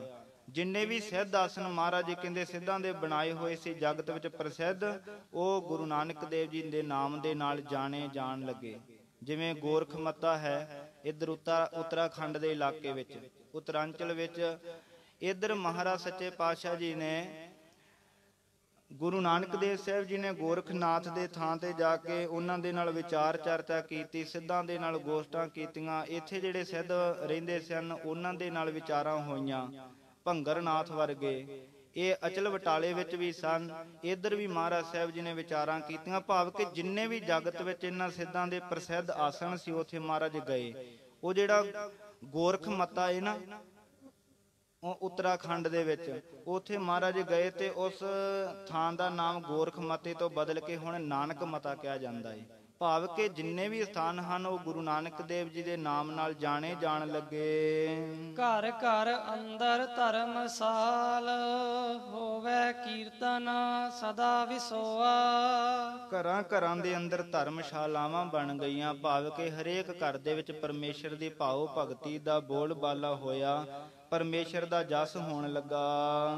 ਬਾਬੇ ਤਾਰੇ ਚਾਰ ਚੱਕ, ਨੌ ਖੰਡ ਪ੍ਰਿਥਵੀ ਸੱਚਾ ਢੋਆ। ਚੌਹਾਂ ਚੱਕਾਂ ਨੂੰ ਉੱਤਰ ਦੱਖਣ ਪੂਰਬ ਪੱਛਮ ਚੌਹਾਂ ਦਿਸ਼ਾਵਾਂ ਦੇ ਲੋਕਾਂ ਨੂੰ ਪਰਮੇਸ਼ਰ ਅਕਾਲ ਪੁਰਖ ਵਾਹਿਗੁਰੂ ਦੇ ਸਰਗੁਣ ਸਰੂਪ ਗੁਰੂ ਨਾਨਕ ਦੇਵ ਸਾਹਿਬ ਜੀ ਨੇ ਤਾਰਿਆ ਹੈ, ਸਭਨਾਂ ਦੀ ਸਾਰ ਲਈ ਹੈ। ਗੁਰਮੁਖ ਕਾਲ ਵਿੱਚ ਪ੍ਰਗਟ ਹੋਆ। ਜਿਹੜੀ 9 ਖੰਡਾਂ ਦੀ ਪ੍ਰਿਥਵੀ ਹੈ, ਇਹ ਧਰਤੀ ਹੈ, ਇਹਦਾ ਵੀ ਮਹਾਰਾਜ ਸਾਹਿਬ ਜੀ ਨੇ ਪਾਰ ਉਤਾਰਾ ਕੀਤਾ, ਪਰਮੇਸ਼ਰ ਦੇ ਨਾਮ ਨਾਲ ਜੋੜਿਆ ਹੈ। ਸੱਚਾ ਢੋਆ ਜਿਹੜਾ ਸੱਚਾ ਆਸਰਾ ਦਿੱਤਾ ਏ, ਗੁਰਮੁਖ ਕਾਲ ਵਿੱਚ ਪ੍ਰਗਟ ਹੋਆ। ਮੁਖੀ ਗੁਰੂ ਨਾਨਕ ਦੇਵ ਸਾਹਿਬ ਜੀ ਮਹਾਰਾਜ ਇਸ ਭਿਆਨਕ ਕਲਯੁਗ ਦੇ ਸਮੇਂ ਅੰਦਰ ਪ੍ਰਗਟ ਹੋਏ ਹਨ। ਬਾਬੇ ਡਿੱਠੀ ਪ੍ਰਿਥਵੀ ਨਵੇਂ ਖੰਡ ਜਿੱਥੇ ਤੱਕ ਆਹੀ। ਤੇ ਬਾਬੇ ਡਿੱਠੀ ਪ੍ਰਿਥਵੀ, ਬਾਬੇ ਗੁਰੂ ਨਾਨਕ ਦੇਵ ਜੀ ਨੇ ਆਪਣੀ ਦਿਵ ਦ੍ਰਿਸ਼ਟੀ ਅਨੁਸਾਰ, ਜਿਹੜੀ ਦਿਵ ਦ੍ਰਿਸ਼ਟੀ ਹੈ ਨਾ, ਨੇੜੇ ਦਿਸੈ ਮਾਤ ਲੋਕ ਤੁਧ ਸੁਝੈ ਦੂਰ। ਜਿਹੜੀ ਗੁਰੂ ਦੀ ਦ੍ਰਿਸ਼ਟੀ ਹੈ ਨਾ ਉਹ ਬਹੁਤ ਦੂਰ ਤੱਕ ਦੇਖਦੀ ਹੈ। ਸਾਡੀ ਦ੍ਰਿਸ਼ਟੀ ਹੈ ਜਿਹੜੀ ਬੜੀ ਨੇੜੇ ਰਹਿ ਜਾਂਦੀ ਹੈ। ਨੇੜੇ ਦਿਸੈ ਮਾਤ ਲੋਕ, ਮਾਤ ਲੋਕ ਦੇ ਵਿੱਚ ਜਿੰਨੇ ਪੁਰਸ਼ ਰਹਿੰਦੇ ਨੇ, ਇਸਤਰੀਆਂ ਨੇ, ਮਰਦ ਨੇ, ਸਭਨਾਂ ਨੂੰ ਨੇੜੇ ਨੇੜੇ ਦਿਖਾਈ ਦਿੰਦਾ। ਪਰ ਜਿਹੜੇ ਗੁਰੂ ਸਾਹਿਬ ਜੀ ਹਨ ਤੁਧ ਸੁਝੈ ਦੂਰ, ਉਹਨਾਂ ਨੂੰ ਦੂਰ ਤੱਕ ਦਿਸਦਾ ਏ। ਉਹ ਸਤਿਗੁਰੂ ਸਾਹਿਬ ਜੀ ਦਿਵ ਦ੍ਰਿਸ਼ਟੀ ਦੇ ਅਨੁਸਾਰ ਸਭ ਕੁਝ ਦੇਖਣ ਵਾਲੇ ਨੇ। ਗੁਰੂ ਨਾਨਕ ਦੇਵ ਸਾਹਿਬ ਜੀ ਨੇ ਅੰਤਰਜਾਮਤਾ ਦੇ ਨਾਲ ਸਾਰੀ ਪ੍ਰਿਥਵੀ ਨੂੰ ਦੇਖਣਾ ਕੀਤਾ। ਸਰੀਰ ਕਰਕੇ ਵੀ ਸਭ ਥਾਵਾਂ ਤੇ ਗਏ ਨੇ। ਨਵੇਂ ਖੰਡ, 9 ਖੰਡਾਂ ਦੀ ਇਹ ਧਰਤੀ ਦੇ ਉੱਪਰ ਜਿੱਥੇ ਕਿੱਥੇ ਵਿਚਰ ਕੇ ਵੇਖਿਆ ਹੈ। ਫਿਰ ਜਾਏ ਚੜਿਆ ਸੁਮੇਰ ਪਰ ਸਿੱਧ ਮੰਡਲੀ ਦ੍ਰਿਸ਼ਟ ਆਈ। ਪਹਿਲਾਂ ਤਾਂ ਇਹ ਧਰਤੀ ਦੇ ਹਾਲਾਤ ਵੇਖੇ ਆਪਣੀ ਦਿਵ ਦ੍ਰਿਸ਼ਟੀ ਅਨੁਸਾਰ ਵੀ ਇੱਥੇ ਕੀ ਕੁਝ ਹੋ ਰਿਹਾ। ਗੁਰੂ ਨਾਨਕ ਦੇਵ ਸਾਹਿਬ ਜੀ ਨੇ ਸਭ ਕੁਝ ਵੇਖਿਆ ਤੇ ਫਿਰ ਵਿਚਾਰ ਕੀਤੀ ਵੀ ਇਸ ਸ੍ਰਿਸ਼ਟੀ ਦਾ ਭਲਾ ਕਰਨ ਵਾਸਤੇ ਸੰਸਾਰ ਦੇ ਉੱਪਰ ਪਰਮੇਸ਼ਰ ਨੇ ਕਿਸੇ ਨੂੰ ਭੇਜਿਆ ਏ। ਅਕਾਲ ਪੁਰਖ ਵਾਹਿਗੁਰੂ ਨੇ ਕਈ ਰੂਪ ਭੇਜੇ ਹਨ ਇੱਥੇ, ਉਹ ਵੇਖੀਏ ਵੀ ਕਿੱਥੇ ਰਹਿੰਦੇ ਨੇ। ਫਿਰ ਨਜ਼ਰ ਮਾਰੀ ਸੁਮੇਰ ਪਰਬਤ ਤੇ, ਜੋਗੀਆਂ ਨੂੰ ਭੇਜਿਆ ਸੀ ਕਿ ਜਾ ਕੇ ਤੁਸੀਂ ਸੰਸਾਰ ਦੇ ਲੋਕਾਂ ਨੂੰ ਸਿੱਧਾ ਰਾਹ ਵਿਖਾਉਣਾ। ਪਰ ਮਹਾਰਾਜ ਕਹਿੰਦੇ ਜੋਗੀ ਜੁਗਤ ਨਾ ਜਾਣੈ ਅੰਧ। ਉਹ ਤਾਂ ਅੰਨੇ ਹੋ ਗਏ ਸੀ, ਪਰਮੇਸ਼ਰ ਦੀ ਜੁਗਤੀ ਨਹੀਂ ਸੀ ਜੁੜਨ ਦੀ ਜਾਣਦੇ। ਉਹ ਲੁਕ ਕੇ ਬੈਠ ਗਏ ਪਹਾੜਾਂ ਦੀਆਂ ਕੰਦਰਾਂ ਵਿੱਚ। ਗੁਰੂ ਨਾਨਕ ਦੇਵ ਸਾਹਿਬ ਜੀ ਕਹਿੰਦੇ ਫਿਰ ਲੋਕਾਂ ਨੂੰ ਤਾਂ ਬਾਅਦ 'ਚ ਹੀ ਵੇਖਾਂਗੇ, ਪਹਿਲਾਂ ਆ ਜਿਹੜੇ ਆਗੂ ਲੋਕ ਨੇ ਪਹਿਲਾਂ ਇਹਨਾਂ ਦੇ ਨਾਲ ਹੀ ਜਾ ਕੇ ਗੱਲਬਾਤ ਕੀਤੀ ਜਾਏ ਤੇ ਠੀਕ ਰਹੇਗਾ। ਮਹਾਰਾਜ ਗੁਰੂ ਨਾਨਕ ਦੇਵ ਸਾਹਿਬ ਜੀ ਫਿਰ ਜਾਏ ਚੜਿਆ ਸੁਮੇਰ ਪਰ।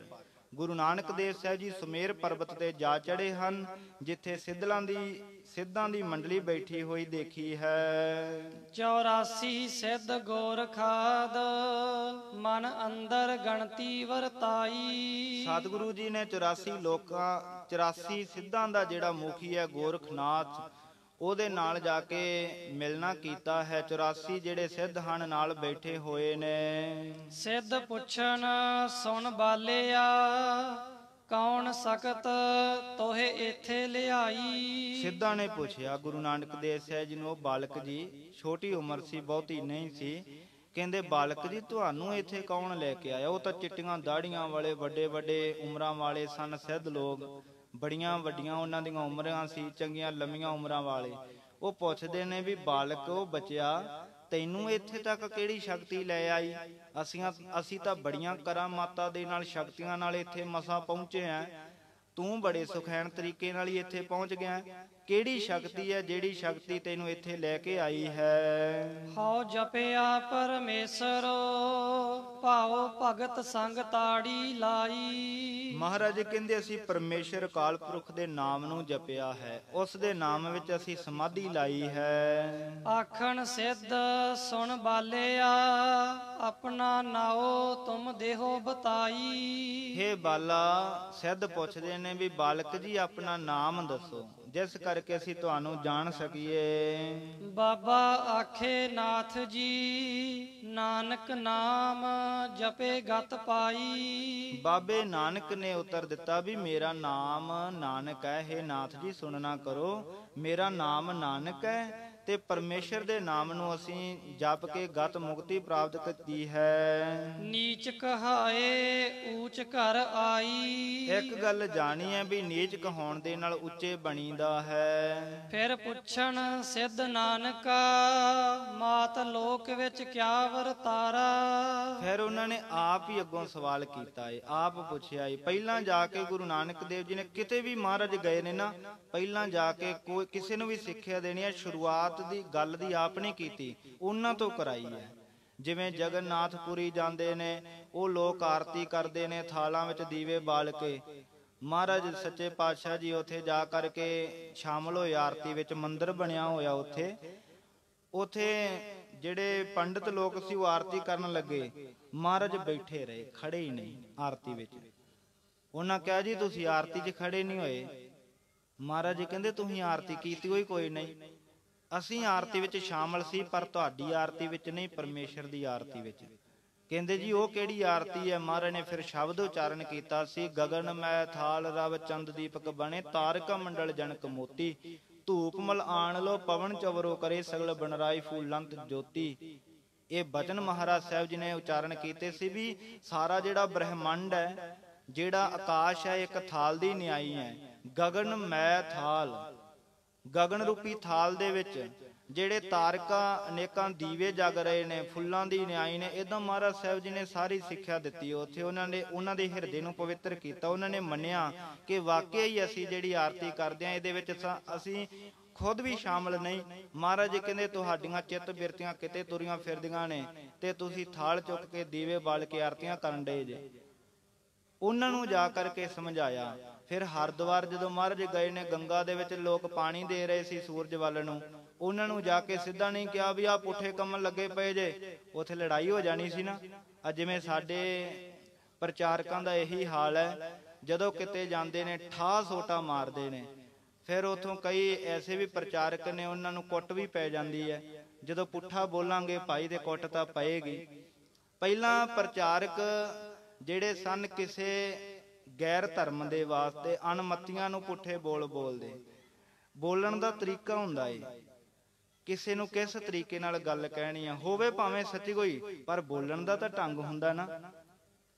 ਮੰਨ ਲਓ ਜਿਵੇਂ ਸ਼ਬਦ ਵਰਤਦੇ ਆਪਾਂ, ਕਿਸੇ ਨੂੰ ਕਹਿ ਦਈਏ ਵੀ ਉਹ ਤੇਰਾ ਪਿਤਾ ਜੀ ਖੜੋਤਾ ਆ, ਕਿੰਨਾ ਸੋਹਣਾ ਲਫ਼ਜ਼ ਹੈ ਤਾਂ ਸਹੀ ਹੈ। ਤੇ ਜੇ ਉੱਥੇ ਉਹਨੂੰ ਕਹਿ ਦਈਏ ਵੀ ਉਹ ਤੇਰੀ ਮਾਂ ਦਾ ਖਸਮ ਖੜੋਤਾ ਆ, ਖਸਮ ਸ਼ਬਦ ਵੀ ਭਾਵੇਂ ਠੀਕ ਹੈ, ਸੱਚਾ ਆ, ਪਰ ਇਹ ਕੌੜਾ ਸ਼ਬਦ ਆ। ਗੁਰਬਾਣੀ 'ਚ ਵੀ ਖਸਮ ਸ਼ਬਦ ਆਉਂਦਾ ਏ, ਮਾਲਕ ਦੇ ਵਾਸਤੇ ਸ਼ਬਦ ਵਰਤਿਆ ਮਹਾਰਾਜ ਨੇ। ਤੇ ਇਸ ਕਰਕੇ ਸ਼ਬਦ ਦੇ ਵਿੱਚ ਬੋਲਣ ਦਾ ਫਰਕ ਹੈ ਭਾਵੇਂ ਸੱਚਾ ਹੀ। ਕਈ ਆਪਣੇ ਸ਼ਬਦਾਵਲੀ ਕਰਕੇ ਕੁੱਟ ਖਾ ਬੈਂਦੇ ਨੇ, ਐਸੇ ਪ੍ਰਚਾਰਕ ਨੇ। ਹੁਣ ਤਾਂ ਇਹੋ ਜਿਹੇ ਪ੍ਰਚਾਰਕ ਵੀ ਪੈਦਾ ਹੋ ਗਏ ਜਿਨ੍ਹਾਂ ਨੇ ਗੁਰੂ ਗ੍ਰੰਥ ਸਾਹਿਬ ਜੀ ਦੀ ਬਾਣੀ ਨੂੰ ਵੀ ਨਿੰਦਣਾ ਸ਼ੁਰੂ ਕਰ ਦਿੱਤਾ। ਇੱਥੋਂ ਤੱਕ ਬਚਨ ਕਹੇ ਹੋਏ ਨੇ, ਸਿੱਧਾਂ ਦੇ ਨਾਲ ਜਿਹੜੀ ਗੋਸ਼ਟ ਹੋਈ ਹੈ ਨਾ ਗੁਰੂ ਨਾਨਕ ਦੇਵ ਸਾਹਿਬ ਜੀ ਦੀ, 173 ਤੋਂ ਵਧੇਰੇ ਹੀ ਹੋਣਗੇ ਜਿੰਨੇ ਕੁ ਮੈਂ ਆਪ ਗਿਣੇ ਨੇ। ਪ੍ਰਸ਼ਨ ਕੀਤੇ ਨੇ ਸਿੱਧਾਂ ਨੇ ਗੁਰੂ ਨਾਨਕ ਦੇਵ ਜੀ ਨੂੰ।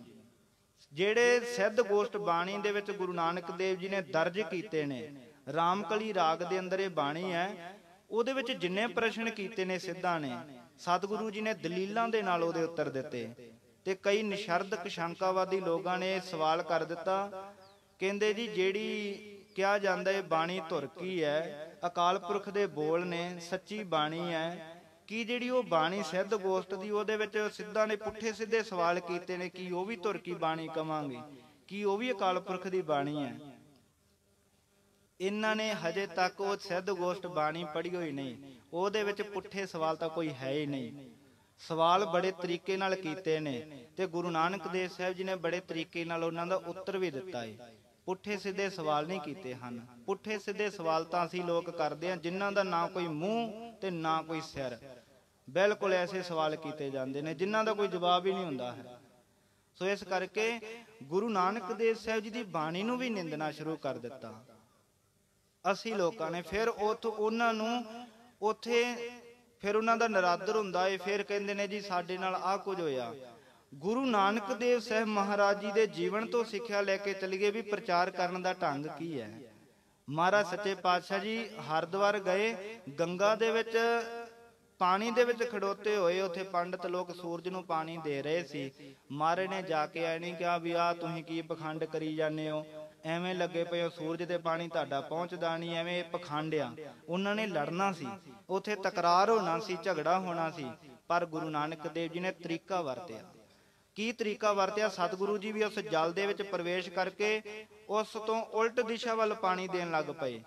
ਕਿੱਥੇ ਤਾਂ ਮਹਾਰਾਜ ਨੇ ਕਹਿਣਾ ਸੀ ਵੀ ਤੁਸੀਂ ਉਲਟ ਕੰਮ ਕਰ ਰਹੇ ਹੋ, ਤੇ ਉਹ ਅੱਗੋਂ ਬੋਲੇ, ਕਹਿੰਦੇ ਜੀ ਤੁਸੀਂ ਇਹ ਪਾਣੀ ਕਿੱਧਰ ਦੇ ਰਹੇ ਹੋ? ਸਾਰੇ ਲੋਕ ਚੜ੍ਹਦੇ ਵੱਲ ਨੂੰ ਪਾਣੀ ਦਿੰਦੇ ਨੇ, ਤੁਸੀਂ ਲਹਿੰਦੇ ਵੱਲ ਨੂੰ ਪਾਣੀ ਦੇ ਰਹੇ ਹੋ। ਮਹਾਰਾਜ ਜੀ ਕਹਿੰਦੇ ਵੀ ਅਸੀਂ ਏਦਾਂ ਨਾ, ਕਰਤਾਰਪੁਰ ਦੇ ਵਿੱਚ ਖੇਤੀ ਹੈ ਸਾਡੀ ਤੇ ਉੱਥੇ ਫਸਲ ਨੂੰ ਪਾਣੀ ਦੇ ਰਹੇ ਆ। ਕਹਿੰਦੇ ਲੈ ਇੰਨੀ ਦੂਰ ਪਾਣੀ ਕਿਵੇਂ ਪਹੁੰਚ ਜਾਏਗਾ? ਕਿੱਥੇ ਹਰਿਦੁਆਰ, ਕਿੱਥੇ ਕਰਤਾਰਪੁਰ, ਇੰਨੀ ਦੂਰ ਤਾਂ ਪਾਣੀ ਪਹੁੰਚ ਹੀ ਨਹੀਂ ਸਕਦਾ। ਮਹਾਰਾਜ ਜੀ ਕਹਿੰਦੇ ਪੱਕੀ ਗੱਲ ਹੈ? ਕਹਿੰਦੇ ਹਾਂ ਜੀ ਇਹ ਪੱਕੀ ਗੱਲ ਹੈ, ਤੁਹਾਡਾ ਪਾਣੀ ਤਾਂ ਇੱਥੇ ਡੁੱਲੀ ਜਾ ਰਿਹਾ ਹੈ, ਕਰਤਾਰਪੁਰ ਕਿਵੇਂ ਪਹੁੰਚ ਜਾਏਗਾ? ਮਹਾਰਾਜ ਜੀ ਕਹਿੰਦੇ ਤੁਸੀਂ ਕਿਹਨੂੰ ਪਾਣੀ ਦਿੰਦੇ ਹੋ? ਕਹਿੰਦੇ ਸੂਰਜ ਨੂੰ। ਮਹਾਰਾਜ ਜੀ ਕਹਿੰਦੇ ਜੇ ਸਾਡਾ ਧਰਤੀ ਤੱਕ ਹੀ ਨਹੀਂ ਪਾਣੀ ਜਾ ਸਕਦਾ ਤੇ ਤੁਹਾਡਾ ਸੂਰਜ ਤੇ ਕਿਵੇਂ ਚਲੇ ਜਾਏਗਾ? ਫਿਰ ਕਹਿੰਦੇ ਵੀ ਗੱਲ ਤਾਂ ਠੀਕ ਹੈ। ਫਿਰ ਮਹਾਰਾਜ ਸਾਹਿਬ ਜੀ ਦੇ ਚਰਨਾਂ ਤੇ ਨਮਸਕਾਰ ਕੀਤੀ। ਉਹ ਜਿਹੜੇ ਪਖੰਡ ਕਰਨ ਵਾਲੇ ਲੋਕ ਸੀ ਉਹਨਾਂ ਦੇ ਹਿਰਦੇ ਦੀ ਮੈਲ ਮਹਾਰਾਜ ਨੇ ਧੋ ਦਿੱਤੀ, ਤੇ ਜੇ ਸਿੱਧਾ ਹੀ ਠਾਹ ਸੋਟਾ ਮਾਰਦੇ ਜਾ ਕੇ ਉੱਥੇ ਤਕਰਾਰ ਹੋਣਾ ਸੀ। ਜਿੱਥੇ ਵੀ ਮਹਾਰਾਜ ਨੇ ਉਪਦੇਸ਼ ਦਿੱਤਾ ਹੈ ਨਾ, ਗੁਰੂ ਨਾਨਕ ਦੇਵ ਸਾਹਿਬ ਜੀ ਨੇ ਜਿੰਨਿਆਂ ਨੂੰ ਵੀ ਉੱਥੇ ਬੜੇ ਪ੍ਰੇਮ ਦੇ ਨਾਲ ਸਿੱਖਿਆ ਦਿੱਤੀ ਹੈ। ਮੁਸਲਮਾਨਾਂ ਦੇ ਵੇਖੋ ਅਰਬ ਕੰਟਰੀ ਦੇ ਵਿੱਚ ਗਏ ਨੇ, ਮੱਕੇ ਮਦੀਨੇ ਜਾ ਕੇ ਉੱਥੇ ਵੀ ਮਹਾਰਾਜ ਨੇ ਪ੍ਰੇਮ ਦੇ ਨਾਲ ਤਸੱਲੀ ਨਾਲ ਜਵਾਬ ਦਿੱਤੇ ਨੇ ਬੜੇ। ਐਸੇ ਹਨ ਗੁਰੂ ਨਾਨਕ ਦੇਵ ਸਾਹਿਬ ਜੀ ਮਹਾਰਾਜ, ਜਿਨ੍ਹਾਂ ਨੇ ਜਾ ਕੇ ਸਿੱਧਾਂ ਨੂੰ ਜਦੋਂ ਦਰਸ਼ਨ ਦਿੱਤੇ ਤੇ ਉਹਨਾਂ ਨੇ ਅੱਗੋਂ ਸਵਾਲ ਕੀਤੇ ਵੀ ਤੁਹਾਨੂੰ ਕਿਹੜੀ ਸ਼ਕਤੀ ਇੱਥੇ ਲੈ ਕੇ ਆਈ ਹੈ? ਮਹਾਰਾਜ ਜੀ ਕਹਿੰਦੇ ਪਰਮੇਸ਼ਰ ਦਾ ਨਾਮ ਜਪਿਆ, ਉਸ ਅਕਾਲ ਪੁਰਖ ਵਾਹਿਗੁਰੂ ਦੀ ਸ਼ਕਤੀ ਨਾਲ ਅਸੀਂ ਇੱਥੇ ਪਹੁੰਚਣਾ ਕੀਤਾ ਹੈ।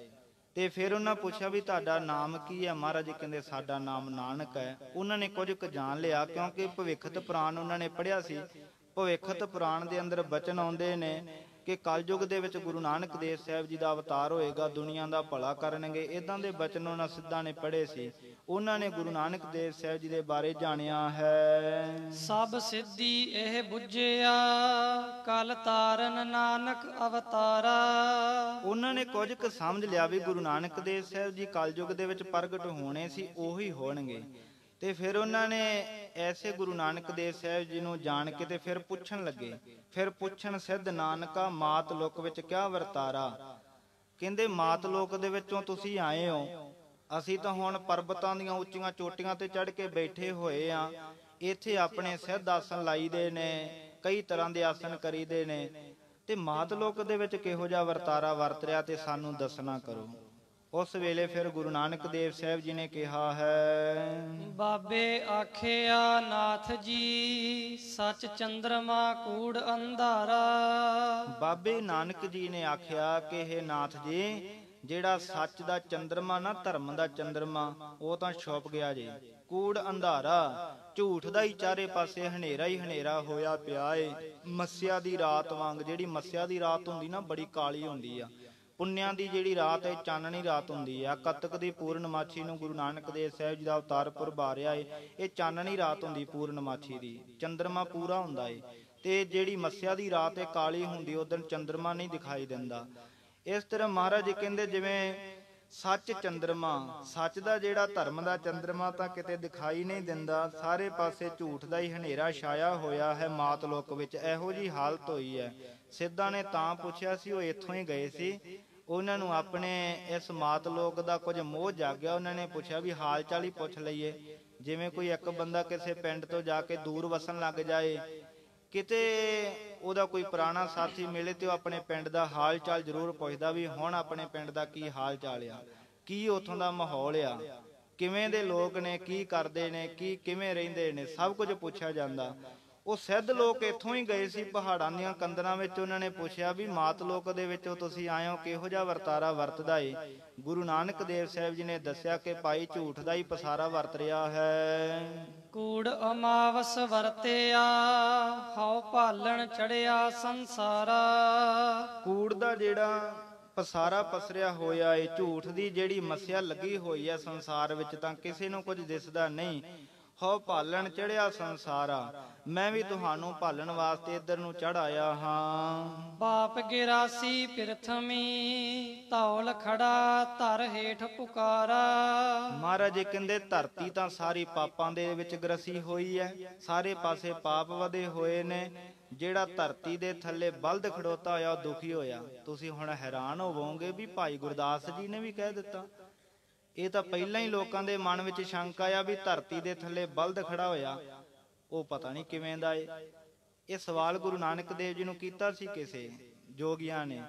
ਕਹਿੰਦੇ ਜੀ ਧਰਤੀ ਦੇ ਥੱਲੇ ਤਾਂ ਬਲਦ ਖੜਾ ਹੋਇਆ, ਉਹਦੇ ਸਿੰਘਾਂ ਤੇ ਧਰਤੀ ਟਿਕੀ ਹੈ। ਜਦੋਂ ਇੱਕ ਸਿੰਘ ਤੋਂ ਦੂਜੇ ਸਿੰਘ ਤੇ ਉਹ ਧਰਤੀ ਰੱਖਦਾ ਤੇ ਉਦੋਂ ਭੁਚਾਲ ਆ ਜਾਂਦਾ। ਉਹ ਛੋਟੇ ਹੁੰਦਿਆਂ ਵੀ ਏਦਾਂ ਗੱਲਾਂ ਕਰਦੇ ਰਹੇ ਆ, ਪਰ ਗੁਰੂ ਨਾਨਕ ਦੇਵ ਜੀ ਕਹਿੰਦੇ ਝੂਠੀ ਗੱਲ ਆ। ਉਹ ਕਹਿੰਦੇ ਨਹੀਂ ਸੱਚ ਆ।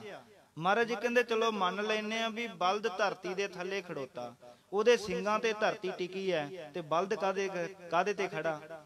ਕਹਿੰਦੇ ਜੀ ਉਹਦੇ ਥੱਲੇ ਇੱਕ ਹੋਰ ਧਰਤੀ ਆ। ਮਹਾਰਾਜ ਜੀ ਕਹਿੰਦੇ ਜਿਹੜੀ ਉਹਦੇ ਥੱਲੇ ਧਰਤੀ ਉਹ ਕਾਦੇ ਤੇ? ਕਹਿੰਦੇ ਉਹ ਇੱਕ ਹੋਰ ਬਲਦ ਆ। ਕਹਿੰਦੇ ਫਿਰ ਉਹਦੇ ਥੱਲੇ?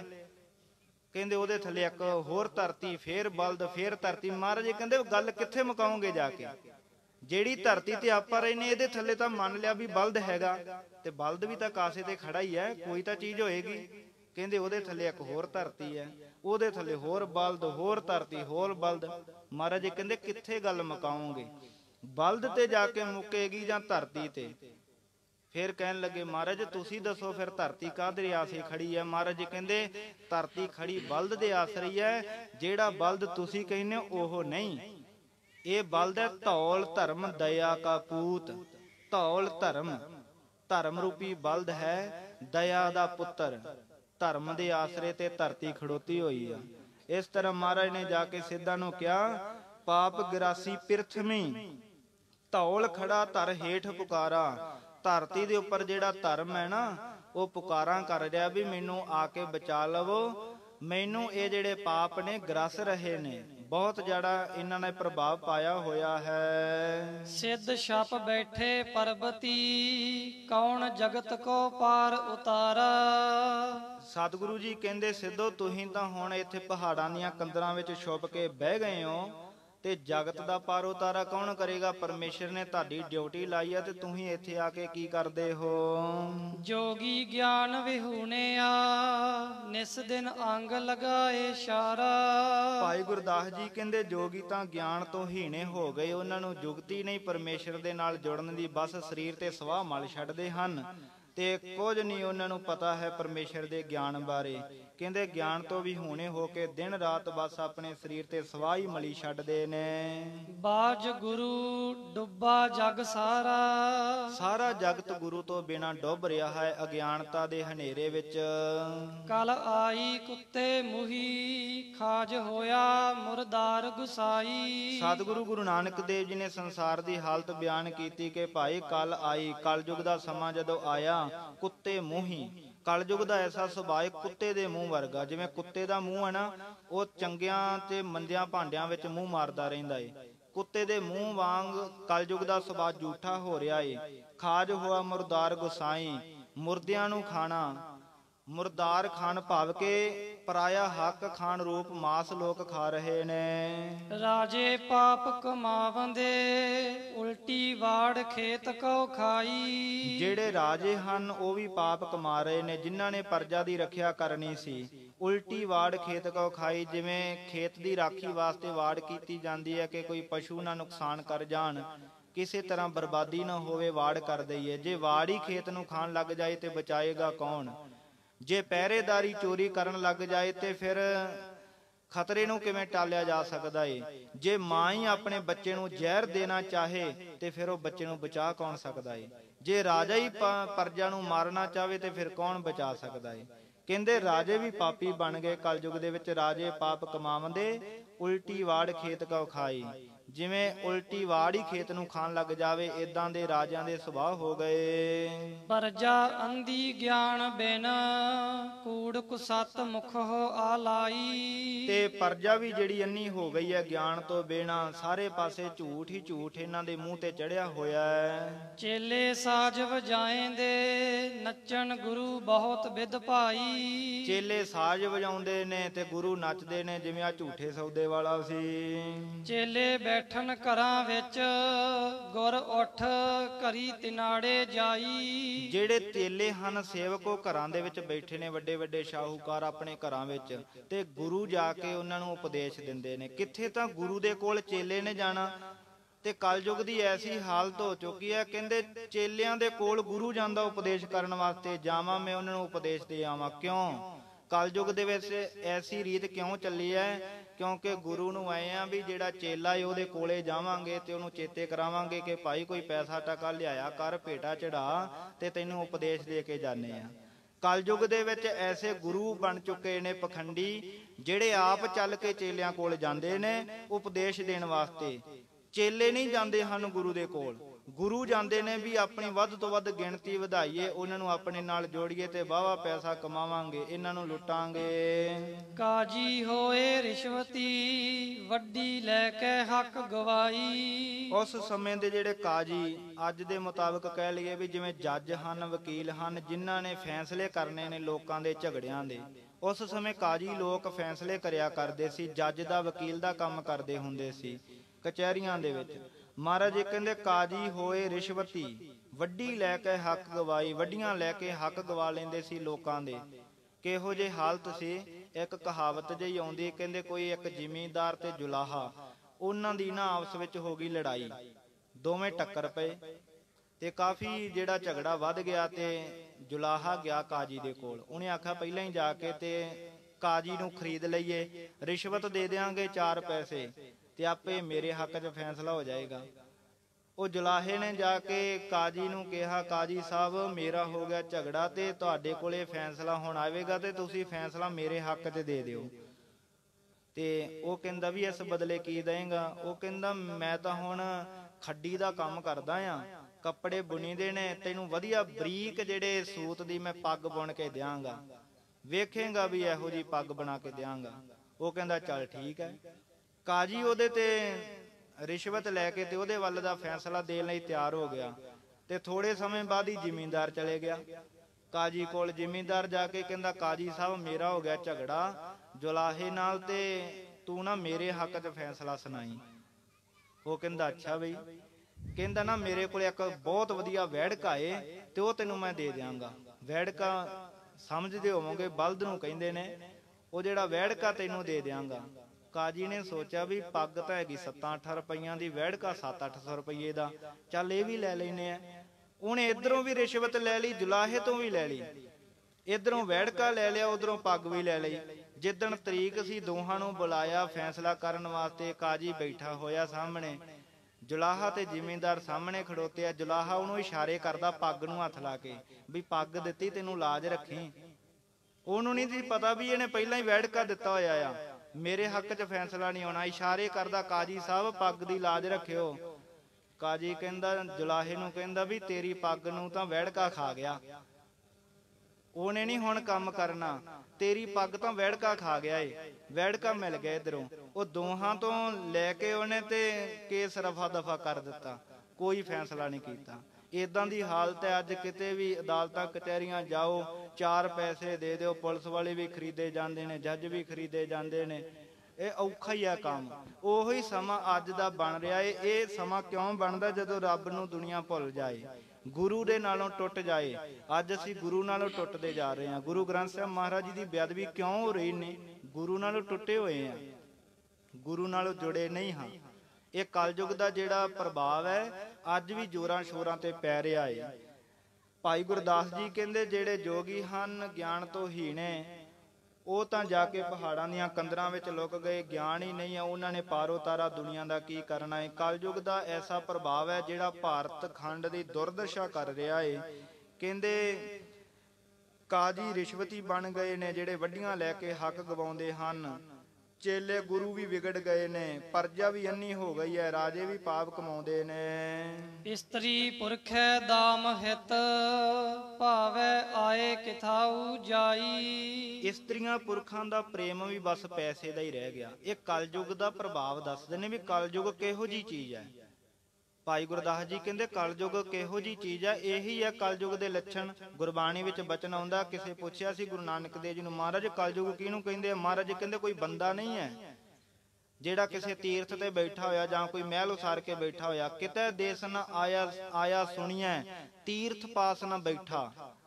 ਕਲਯੁਗ ਕੋਈ ਬੰਦਾ ਨਹੀਂ ਹੈ, ਕਲਯੁਗ ਸਮੇਂ ਦਾ ਨਾਮ ਹੈ। ਜਿਵੇਂ ਰਾਤ ਹੈ ਇੱਕ ਸਮੇਂ ਦਾ ਨਾਮ ਹੈ, ਦਿਨ ਸਮੇਂ ਦਾ ਨਾਮ ਹੈ। ਸਮੇਂ ਦੇ ਵੇਖੋ ਕਿੰਨੇ ਨਾਮ ਨੇ। ਜਦੋਂ ਰਾਤ ਖਤਮ ਹੁੰਦੀ ਹੈ ਉਹਨੂੰ ਸੰਧਿਆ ਦਾ ਸਮਾਂ ਕਹਿ ਦਿੱਤਾ ਜਾਂਦਾ। ਅੰਮ੍ਰਿਤ ਵੇਲਾ, ਦੁਪਹਿਰ ਦਾ ਵੇਲਾ, ਸ਼ਾਮ ਦਾ ਵੇਲਾ, ਰਾਤ ਦਾ ਵੇਲਾ, ਕਿੰਨੇ ਵੇਲੇ ਨੇ। ਏਦਾਂ ਹੀ ਇਹ ਸਮੇਂ ਦਾ ਨਾਮ ਹੈ। ਕਿਹੋ ਜਿਹਾ ਸਮਾਂ ਬਣ ਆਵੇ। ਕਹਿੰਦੇ ਜੇ ਕੋ ਸਤ ਕਰੈ ਸੋ ਸੀਜੈ, ਤਪ ਕਰ ਤਪ ਨ ਹੋਏ। ਜੇ ਕੋ ਨਾਉ ਲਏ ਬਦਨਾਵੀ, ਕਲ ਕੇ ਲੱਖਣ ਇਹੀ। ਕਲਯੁਗ ਦੇ ਐਸੇ ਲੱਛਣ ਨੇ, ਜੇ ਕੋਈ ਮਨੁੱਖ ਨਾਮ ਜਪੇਗਾ ਨਾ ਉਹਦੀ ਰੱਜ ਕੇ ਬਦਨਾਮੀ ਹੋਵੇਗੀ। ਅੱਜ ਨਾਮ ਜਪਣ ਵਾਲਿਆਂ ਦੀ ਲੋਕ ਇੰਨੀ ਬਦਨਾਮੀ ਕਰਦੇ ਨੇ, ਨਿੰਦਿਆ ਕਰਦੇ ਨੇ। ਇਹ ਕਲਯੁਗ ਦੇ ਲੱਛਣ ਹਨ, ਹੋਰ ਕੀ ਹੈ? ਇਹ ਕਲਯੁਗ ਦੇ ਲੱਛਣ ਨੇ। ਜਦੋਂ ਰਾਜੇ ਪਾਪ ਕਰਨ ਲੱਗ ਜਾਣ, ਪਰਜਾ ਅੰਨੀ ਹੋ ਜਾਏ, ਕੋਈ ਇਹਨਾਂ ਨੂੰ ਸੁਰਤ ਨਾ ਰਵੇ, ਚੇਲੇ ਤੇ ਗੁਰੂ ਵੀ ਵਿਗੜ ਜਾਣ, ਤੇ ਚੇਲੇ ਘਰਾਂ ਵਿੱਚ ਬਹਿਣ ਤੇ ਗੁਰੂ ਘਰਾਂ ਵਿੱਚ ਆ ਕੇ ਉਪਦੇਸ਼ ਦੇਣ, ਕਾਜੀ ਰਿਸ਼ਵਤੀਆਂ ਲੈਣ ਲੱਗ ਜਾਣ, ਵੱਡੀਆਂ ਲੈਣ ਲੱਗ ਜਾਣ। ਤੇ ਇਸਤਰੀ ਪੁਰਖ ਹੈ ਦਾਮ ਹਿਤ। ਇਸਤਰੀ ਤੇ ਪੁਰਖ ਭਾਵ ਪਤੀ ਪਤਨੀ ਦਾ ਜਿਹੜਾ ਰਿਸ਼ਤਾ ਹੈ ਨਾ, ਇਹ ਵੀ ਪੈਸੇ ਤੱਕ ਹੀ ਸੀਮਤ ਹੋ ਜਾਵੇ। ਜਦੋਂ ਪਤਾ ਨਾ ਵੀ ਪਤੀ ਘਰੇ ਪੈਸੇ ਲੈ ਕੇ ਆ ਰਿਹਾ ਏ ਤੇ ਪਤਨੀ ਬੜਾ ਖੁਸ਼ ਹੁੰਦੀ ਹੈ। ਬਈ ਜਿਵੇਂ ਬਹੁਤਾ ਹੀ ਜ਼ਿਆਦਾ ਪਤੀ ਦੇ ਨਾਲ ਮੋਹ ਪਿਆਰ ਹੁੰਦਾ ਨਾ, ਤੇ ਰੋਟੀ ਪਾਣੀ ਪੁੱਛਦੀ ਹੈ, ਚੰਗੀ ਸੇਵਾ ਕਰਦੀ ਹੈ ਵੀ ਪਤੀ ਪੈਸੇ ਕਮਾ ਕੇ ਲਿਆਇਆ। ਜਿੱਦਣ ਕਿਤੇ ਮਾੜੇ ਦਿਨ ਚੱਲ ਪੈਣ ਤੇ ਉਦੋਂ ਪਤੀ ਆ ਕੇ ਘਰੋਂ ਪਾਣੀ ਮੰਗੇ, ਕਹਿੰਦੀ ਆ ਚੱਕਿਆ ਨਹੀਂ ਜਾਂਦਾ ਤੇਥੋਂ, ਤੈਨੂੰ ਪਾਣੀ ਫੜਾਵਾਂ, ਤੂੰ ਬਹੁਤ ਖੱਟੀ ਕਮਾ ਕੇ ਲਿਆਇਆ ਆ। ਇਹ ਸਾਰੇ ਜਿਹੜੇ ਰਿਸ਼ਤੇ ਨੇ ਮਾਇਆ ਦੇ ਨੇ। ਪਤਨੀ ਖੁਸ਼ ਤਾਂ ਹੁੰਦੀ ਹੈ ਜੇ ਪਤੀ ਪੈਸੇ ਕਮਾ ਕੇ ਲਿਆਵੇ, ਤੇ ਪਤੀ ਖੁਸ਼ ਤਾਂ ਹੁੰਦਾ ਪਤਨੀ ਤੋਂ ਜੇ ਪੇਕਿਆਂ ਤੋਂ ਪੈਸੇ ਲੈ ਕੇ ਆਵੇ। ਬਈ ਉਧਰੋਂ ਦਾਜ ਚੰਗਾ ਲਿਆਂਦਾ ਹੋਵੇ ਤੇ ਪਤੀ ਖੁਸ਼ ਹੋ ਜਾਂਦਾ ਪਤਨੀ ਤੇ। ਇਹ ਹਾਲਤ ਆ। ਕਹਿੰਦੇ ਕਲਯੁਗ ਦੀ ਇਸਤਰੀ ਪੁਰਖ ਹੈ ਦਾਮ ਹਿਤ। ਦਾਮ ਦਮੜੇ, ਪੈਸਿਆਂ ਦਾ ਬਸ ਵਾਸਤਾ ਹੈ ਸਾਰਿਆਂ ਨੂੰ। ਜੇ ਕਿਸੇ ਦੇ ਪਾਸੋਂ ਪੈਸਿਆਂ ਦੀ ਪੂਰਤੀ ਨਹੀਂ ਹੋ ਰਹੀ, ਕਹਿੰਦੇ ਭਾਵੇਂ ਆਏ ਕਿਥਾਊ ਜਾਏ, ਜਿੱਥੇ ਮਰਜੀ ਆਵੇ ਜਾਵੇ, ਕਿਸੇ ਨਾਲ ਕੋਈ ਲੈਣਾ ਦੇਣਾ ਨਹੀਂ, ਕਿਸੇ ਨਾਲ ਕੋਈ ਮੁਹੱਬਤ ਨਹੀਂ, ਕੋਈ ਪਿਆਰ ਨਹੀਂ। ਸਭ ਪੈਸੇ ਦੇ ਹੀ ਯਾਰ ਬਣੇ ਹੋਏ ਨੇ। ਵਰਤਿਆ ਪਾਪ ਸਬਸ ਜਗ ਮਾਹੀ, ਸਾਰੇ ਜਗਤ ਵਿੱਚ ਪਾਪ ਵਰਤਿਆ ਹੈ। ਸਿੱਧੀ ਮਣੇ ਵਿਚਾਰਿਆ, ਕਿਵੈ ਦਰਸ਼ਨ ਇਹ ਲੇਵੈ ਬਾਲਾ। ਜਦੋਂ ਗੁਰੂ ਨਾਨਕ ਦੇਵ ਜੀ ਨੇ ਸਿੱਧਾਂ ਦੇ ਵਿੱਚ ਜਾ ਕੇ ਇਦਾਂ ਦੀਆਂ ਗੱਲਾਂ ਕੀਤੀਆਂ, ਇਦਾਂ ਦੇ ਵਿਚਾਰ ਸੁਣਾਏ, ਸਿੱਧਾਂ ਦਾ ਤਾਂ ਮਨ ਬੜਾ ਖੁਸ਼ ਹੋਇਆ। ਉਹ ਹੈਰਾਨ ਹੋ ਗਏ ਵੀ ਇੰਨੀ ਨਿੱਕੀ ਉਮਰ, ਇੰਨਾ ਵੱਡਾ ਗਿਆਨ। ਸਾਡੀਆਂ ਉਮਰਾਂ ਲੰਘ ਗਈਆਂ, ਸਾਨੂੰ ਇੰਨਾ ਗਿਆਨ ਨਹੀਂ ਹੋਇਆ। ਇਹ ਨਿੱਕਾ ਜਿਹਾ ਬੱਚਾ ਏ, ਸਾਡੇ ਗੋਰਖਨਾਥ ਗੁਰੂ ਨਾਲੋਂ ਵੀ ਵੱਧ ਗਿਆਨ ਰੱਖਦਾ ਏ। ਉਹਨਾਂ ਫਿਰ ਮਨ ਵਿੱਚ ਵਿਚਾਰਿਆ। ਭਾਈ ਗੁਰਦਾਸ ਜੀ ਕਹਿੰਦੇ ਸਿੱਧੀ ਮਨੇ ਵਿਚਾਰਿਆ, ਕਿਵੇਂ ਦਰਸ਼ਨ ਇਹ ਲੇਵੈ ਬਾਲਾ। ਸਿੱਧਾਂ ਨੇ ਮਨ ਵਿੱਚ ਵਿਚਾਰ ਕੀਤੀ ਵੀ ਇਹ ਬਾਲਕ ਨੂੰ ਅਸੀਂ ਆਪਣੇ ਧਰਮ ਵਿੱਚ ਲੈ ਕੇ ਆਈਏ, ਕਿਵੇਂ ਇਹ ਸਾਡੇ ਦਰਸ਼ਨ ਕਰੇਗਾ, ਕਿਵੇਂ ਸਾਡੇ ਨਾਲ ਮਿਲੇਗਾ, ਕੋਈ ਤਰੀਕਾ ਸੋਚਦੇ ਹਨ। ਐਸਾ ਜੋਗੀ ਕਲੀ ਮਹਿ, ਹਮਰੇ ਪੰਥ ਕਰੇ ਉਜਿਆਲਾ। ਜੇ ਐਸਾ ਨਾਨਕ ਵਰਗਾ ਜੋਗੀ ਹੋਵੇਗਾ ਨਾ ਕਲਯੁਗ ਦੇ ਵਿੱਚ, ਸਾਡੇ ਧਰਮ ਦਾ ਪਸਾਰਾ ਕਰੇਗਾ। ਅੱਜ ਜਿਹੜੇ ਈਸਾਈ ਲੋਕ ਨੇ ਨਾ, ਉਹ ਵੇਖਦੇ ਨੇ ਵੀ ਕੋਈ ਵੀ ਵਿਦਵਾਨ ਹੋਵੇ, ਭਾਵੇਂ ਸਿੱਖ ਪੰਥ ਚ ਹੈ ਭਾਵੇਂ ਕੋਈ ਹੋਰ ਧਰਮਾਂ ਦਾ, ਉਹ ਖਰੀਦ ਲੈਂਦੇ ਨੇ ਪੈਸੇ ਦੇ ਕੇ ਵੀ ਇਹ ਸਾਡੇ ਧਰਮ ਦਾ ਪ੍ਰਚਾਰ ਕਰੇਗਾ। ਬੜੇ ਨੇ ਸਾਡੇ ਵਿੱਚੋਂ ਖਰੀਦੇ ਹੋਏ ਨੇ ਏਜੰਸੀਆਂ ਨੇ ਵੀ ਤੁਸੀਂ ਸਾਡਾ ਪ੍ਰਚਾਰ ਕਰੋ, ਪੈਸੇ ਦੀ ਕੋਈ ਕਮੀ ਨਹੀਂ ਛੱਡਾਂਗੇ। ਆ ਜਿੰਨੇ ਸ਼ੰਕਾਵਾਦੀ ਨੇ, ਜਿਨ੍ਹਾਂ ਨੇ ਗੁਰੂ ਗ੍ਰੰਥ ਸਾਹਿਬ ਮਹਾਰਾਜ ਜੀ ਦੇ ਉੱਪਰਾਂ ਵੀ ਉਂਗਲਾਂ ਚੁੱਕ ਦਿੱਤੀਆਂ ਨੇ, ਝੰਡਿਆਂ ਬੁੰਗਿਆਂ ਸਰੋਵਰਾਂ ਨਿਸ਼ਾਨ ਸਾਹਿਬਾਂ ਨੂੰ, ਗੁਰੂ ਦੇ ਇਤਿਹਾਸ ਨੂੰ ਜਿਨ੍ਹਾਂ ਨੇ ਬਿਲਕੁਲ ਰੱਦ ਹੀ ਕਰ ਦਿੱਤਾ ਏ, ਇਹਨਾਂ ਨੂੰ ਕੁਝ ਨਾ ਕੁਝ ਮਿਲਦਾ ਏ। ਐਵੇਂ ਤਾਂ ਨਹੀਂ ਬੋਲਿਆ ਜਾਂਦਾ, ਕੁਝ ਨਾ ਕੁਝ ਤਾਂ ਆਉਂਦਾ ਹੀ ਹੈ ਨਾ ਕਿਸੇ ਪਾਸੋਂ। ਇਸ ਤਰ੍ਹਾਂ ਦੀ ਹਾਲਤ ਹੋ ਚੁੱਕੀ ਹੈ। ਕਹਿੰਦੇ ਸਿੱਧਾਂ ਨੇ ਮਨ ਵਿੱਚ ਵਿਚਾਰ ਕੀਤੀ ਵੀ ਐਸਾ ਜੋਗੀ ਕਲੀ ਮੈਂ ਹਮਰੇ ਪੰਥ ਕਰੇ ਉਜਿਆਲਾ, ਸਾਡੇ ਪੰਥ ਨੂੰ ਉਜਿਆਲਾ ਕਰ ਦੇਵੇਗਾ, ਸਾਰੇ ਪਾਸੇ ਪਸਾਰ ਦੇਵੇਗਾ, ਸਾਡਾ ਪੰਥ ਬੜਾ ਵੱਡਾ ਹੋ ਜਾਏਗਾ। ਇਹਨੂੰ ਕਿਵੇਂ ਨਾ ਕਿਵੇਂ ਆਪਣੇ ਵਿੱਚ ਰਲਾ ਲਈਏ। ਖੱਪਰ ਦਿੱਤਾ ਨਾਥ ਜੀ, ਪਾਣੀ ਭਰ ਲੈਵਨ ਉੱਠ ਚਾਲਾ। ਇਹਨਾਂ ਨੇ ਕਹਿੰਦੇ ਇੱਕ ਖੱਪਰ ਛੋਟਾ ਜਿਹਾ ਭਾਂਡਾ ਦੇ ਦਿੱਤਾ, ਲੋਟਾ ਜਿਹਾ। ਗੁਰੂ ਨਾਨਕ ਦੇਵ ਜੀ ਨੂੰ ਕਹਿੰਦੇ ਲਓ ਜੀ, ਇਸ ਨੂੰ ਦਰਿਆ ਤੋਂ ਪਾਣੀ ਨਾਲ ਭਰ ਕੇ ਲਿਆਓ। ਬਾਬਾ ਆਇਆ ਪਾਣੀ ਐ, ਡਿੱਠੇ ਰਤਨ ਜਵਾਹਰ ਲਾਲਾ। ਜਦੋਂ ਪਾਣੀ ਲੈਣ ਵਾਸਤੇ ਆਏ ਮਹਾਰਾਜ ਤੇ ਉੱਥੇ ਵੇਖਿਆ ਕਿ ਪਾਣੀ ਤਾਂ ਹੈ ਹੀ ਨਹੀਂ ਸੀ, ਬਹੁਤ ਹੀਰੇ ਜਵਾਹਰਾਤ। ਉਹਨਾਂ ਨੇ ਮਾਇਆ ਵਰਤਾ ਦਿੱਤੀ, ਭਾਵ ਆਪਣੀ ਸ਼ਕਤੀ ਵਿਖਾਈ। ਸਿੱਧਾਂ ਨੇ ਆਪਣੀ ਕਰਾਮਾਤ ਵਿਖਾਈ।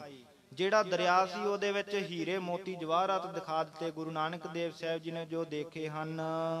ਸਤਿਗੁਰ ਅਗਮ ਅਗਾਧ ਪੁਰਖ, ਕਿਹੜਾ ਝੱਲੇ ਗੁਰੂ ਕੀ ਝਾਲਾ। ਸਤਿਗੁਰੂ ਜੀ ਤਾਂ ਅਗਾਧ ਬੋਧ ਹਨ, ਪਹੁੰਚ ਤੋਂ ਪਰੇ ਨੇ, ਬੜੇ ਡੂੰਘੇ ਸੁਭਾਅ ਵਾਲੇ ਨੇ, ਬੜਾ ਡੂੰਘਾ ਗਿਆਨ ਰੱਖਣ ਵਾਲੇ ਪੁਰਖ ਹਨ। ਪੂਰਨ ਸਤਿਗੁਰੂ ਜੀ, ਕਿਹੜਾ ਗੁਰੂ ਦੀ ਝਾਲ ਨੂੰ ਝੱਲ ਸਕਦਾ ਹੈ। ਫਿਰ ਆਇਆ ਗੁਰ ਨਾਥ ਜੀ, ਪਾਣੀ ਠੌੜ ਨਾਹੀ ਉਸਤਾਲਾ। ਸਤਿਗੁਰੂ ਜੀ ਆਏ ਵਾਪਸ ਕਹਿਣ ਲੱਗੇ ਸਿੱਧੋ ਉੱਥੇ ਤਾਂ ਪਾਣੀ ਹੈ ਨਹੀਂ, ਪਾਣੀ ਸਾਨੂੰ ਉੱਥੇ ਨਹੀਂ ਦਿਸਿਆ। ਸਿੱਧਾ ਨੇ ਸੋਚਿਆ ਵੀ ਇਹਨਾਂ ਦੇ ਮਨ ਵਿੱਚ ਕੋਈ ਅਸਰ ਹੀ ਨਹੀਂ ਹੋਇਆ। ਇਹਨਾਂ ਨੇ ਹੀਰੇ ਜਵਾਹਰਾਤ ਵੇਖ ਕੇ ਆਪਣਾ ਮਨ ਲੁਭਾਏਮਾਨ ਨਹੀਂ ਕੀਤਾ ਸੀ, ਤਾਂ ਚਾਹੁੰਦੇ ਸੀ ਵੀ ਇਹ ਲੁਭਾਏਮਾਨ ਹੋਣਗੇ, ਉੱਥੇ ਕਹਿਣਗੇ ਵੀ ਇਹ ਸਿੱਧਾਂ ਵਿੱਚ ਬੜੀਆਂ ਸ਼ਕਤੀਆਂ ਨੇ, ਸਾਡੀ ਈਨ ਮੰਨ ਲੈਣਗੇ, ਸਾਡੇ ਨਾਲ ਜੁੜ ਜਾਣਗੇ ਸ਼ਕਤੀ ਵੇਖ ਕੇ। ਪਰ ਇਹ ਬਿਲਕੁਲ ਨਹੀਂ, ਸਾਡੇ ਤੇ ਪਸੀਜੇ ਹਨ। ਸ਼ਬਦ ਜਿੱਤੀ ਸਿੱਧ ਮੰਡਲੀ, ਕੀ ਤੋਸ ਆਪਣਾ ਪੰਥ ਨਿਰਾਲਾ। ਫਿਰ ਸ਼ਬਦ ਦੀ ਚਰਚਾ ਹੋਈ, ਆਪਸ ਦੇ ਵਿੱਚ ਵਿਚਾਰਾਂ ਚੱਲੀਆਂ। ਗੁਰੂ ਸਾਹਿਬ ਜੀ ਨੇ ਸਿੱਧਾਂ ਦੀ ਮੰਡਲੀ ਨੂੰ ਜਿੱਤ ਲਿਆ, ਆਪਣਾ ਨਿਰਾਲਾ ਪੰਥ ਉਤੇ ਪ੍ਰਗਟ ਕਰ ਦਿੱਤਾ। ਕਲਯੁਗ ਨਾਨਕ ਨਾਮ ਸੁਖਾਲਾ। ਸਤਿਗੁਰੂ ਗੁਰੂ ਨਾਨਕ ਦੇਵ ਜੀ ਨੇ ਕਲਯੁਗ ਦੇ ਵਿੱਚ ਭਾਈ ਸਭਨਾਂ ਨੂੰ ਸੁੱਖਾਂ ਦੇ ਘਰ ਨਾਮ ਦੀ ਬਖਸ਼ਿਸ਼ ਕੀਤੀ ਹੈ। ਬਾਬਾ ਫਿਰ ਮੱਕੇ ਗਿਆ, ਨੀਲ ਬਸਤਰ ਧਾਰੇ ਬਨਵਾਰੀ। ਗੁਰੂ ਨਾਨਕ ਦੇਵ ਸਾਹਿਬ ਜੀ ਨੇ ਜਗਤ ਦਾ ਪਾਰ ਉਤਾਰਾ ਕਰਨ ਲਈ ਕਲਯੁਗ ਦੇ ਜੀਵਾਂ ਨੂੰ ਤਾਰਨ ਵਾਸਤੇ ਪਹਿਲਾਂ ਮੁੱਢ ਫੜਿਆ ਜੇ। ਮੁੱਢ ਮਹਾਰਾਜ ਜੀ ਕਹਿੰਦੇ ਮੁੱਢ ਨੂੰ ਪਕੜੀਏ, ਫੇਰ ਗੱਲ ਸ਼ੁਰੂ ਹੋਵੇਗੀ ਸੰਸਾਰ ਦੀ। ਪਹਿਲਾਂ ਜਾ ਕੇ ਸਿੱਧੀ ਟੱਕਰ ਲਈ ਹੈ ਉਹਨਾਂ ਜੋਗੀਆਂ ਸਿੱਧਾਂ ਦੇ ਨਾਲ ਵੀ ਤੁਸੀਂ ਕੀ ਸੰਸਾਰ ਤੇ ਲੈਣ ਆਏ ਜੇ, ਤੁਹਾਡਾ ਕੀ ਕੰਮ, ਤੁਹਾਨੂੰ ਇੱਥੇ ਭੇਜਿਆ ਸੀ ਭਲਾ ਕਰਨ ਵਾਸਤੇ, ਤੁਸੀਂ ਕੀ ਕਿੱਧਰ ਰੁੱਝੇ ਹੋਏ ਜੇ। ਉਹਨਾਂ ਨੂੰ ਜਿੱਤਿਆ। ਫਿਰ ਮਹਾਰਾਜ ਜੀ ਕਹਿੰਦੇ ਹੁਣ ਮੁਸਲਮਾਨਾਂ ਵੱਲ ਹੋਈਏ। ਅਰਬ ਦੇਸ਼ ਵਿੱਚ ਮਹਾਰਾਜ ਸਾਹਿਬ ਜੀ ਗਏ, ਮੱਕੇ ਦੇ ਵਿੱਚ, ਜਿੱਥੇ ਅੱਜ ਵੀਜ਼ਾ ਲੈ ਕੇ ਜਾਣਾ ਪੈਂਦਾ, ਜਹਾਜ਼ ਤੇ ਜਾਣਾ ਪੈਂਦਾ ਹੈ। ਅਰਬ ਕੰਟਰੀਆਂ ਵਿੱਚ ਗੁਰੂ ਨਾਨਕ ਦੇਵ ਸਾਹਿਬ ਜੀ ਆਪਣੀ ਆਤਮਿਕ ਸ਼ਕਤੀ ਦੇ ਨਾਲ ਉੱਥੇ ਪਹੁੰਚੇ ਨੇ। ਭਾਈ ਗੁਰਦਾਸ ਜੀ ਕਹਿੰਦੇ ਬਾਬਾ ਫਿਰ ਮੱਕੇ ਗਿਆ, ਨੀਲ ਬਸਤਰ ਧਾਰੇ ਬਨਵਾਰੀ, ਨੀਲੇ ਵਸਤਰ ਪਾ ਲਏ, ਉਹਨਾਂ ਮੁਸਲਮਾਨਾਂ ਵਾਲਾ ਫਕੀਰਾਂ ਵਾਲਾ ਭੇਸ ਬਣਾ ਲਿਆ ਤੇ ਮੱਕੇ ਵਿੱਚ ਗਏ ਹਨ। ਆਸਾ ਹੱਥ ਕਿਤਾਬ ਕਸ਼, ਕੂਜਾ ਬਾਗ ਮੁਸੱਲਾ ਧਾਰੀ। ਇੱਕ ਹੱਥ ਵਿੱਚ ਮਹਾਰਾਜ ਜੀ ਨੇ ਡੰਡਾ ਪਕੜਿਆ ਹੋਇਆ, ਕੱਛ ਵਿੱਚ ਕਿਤਾਬ ਭਾਵ ਕੇ ਇੱਕ ਕਿਤਾਬ ਪਕੜੀ ਹੋਈ ਹੈ, ਗ੍ਰੰਥ ਹੈ ਮਹਾਰਾਜ ਸਾਹਿਬ ਜੀ ਦੇ ਨਾਲ। ਤੇ ਕੂਜਾ ਬਾਗ ਮੁਸੱਲਾ ਧਾਰੀ, ਬਾਂਗ ਦੇਣ ਵਾਸਤੇ ਜਿਹੜਾ ਮੁਸੱਲਾ ਹੁੰਦਾ ਹੈ, ਥੱਲੇ ਵਿਛਾਉਣਾ ਹੁੰਦਾ ਹੈ ਤੇ ਉਹਦੇ ਉੱਪਰ ਬੈਠ ਕੇ ਬਾਂਗਾਂ ਦਿੱਤੀਆਂ ਜਾਂਦੀਆਂ, ਨਵਾਜ਼ ਪੜ੍ਹੀ ਜਾਂਦੀ ਹੈ।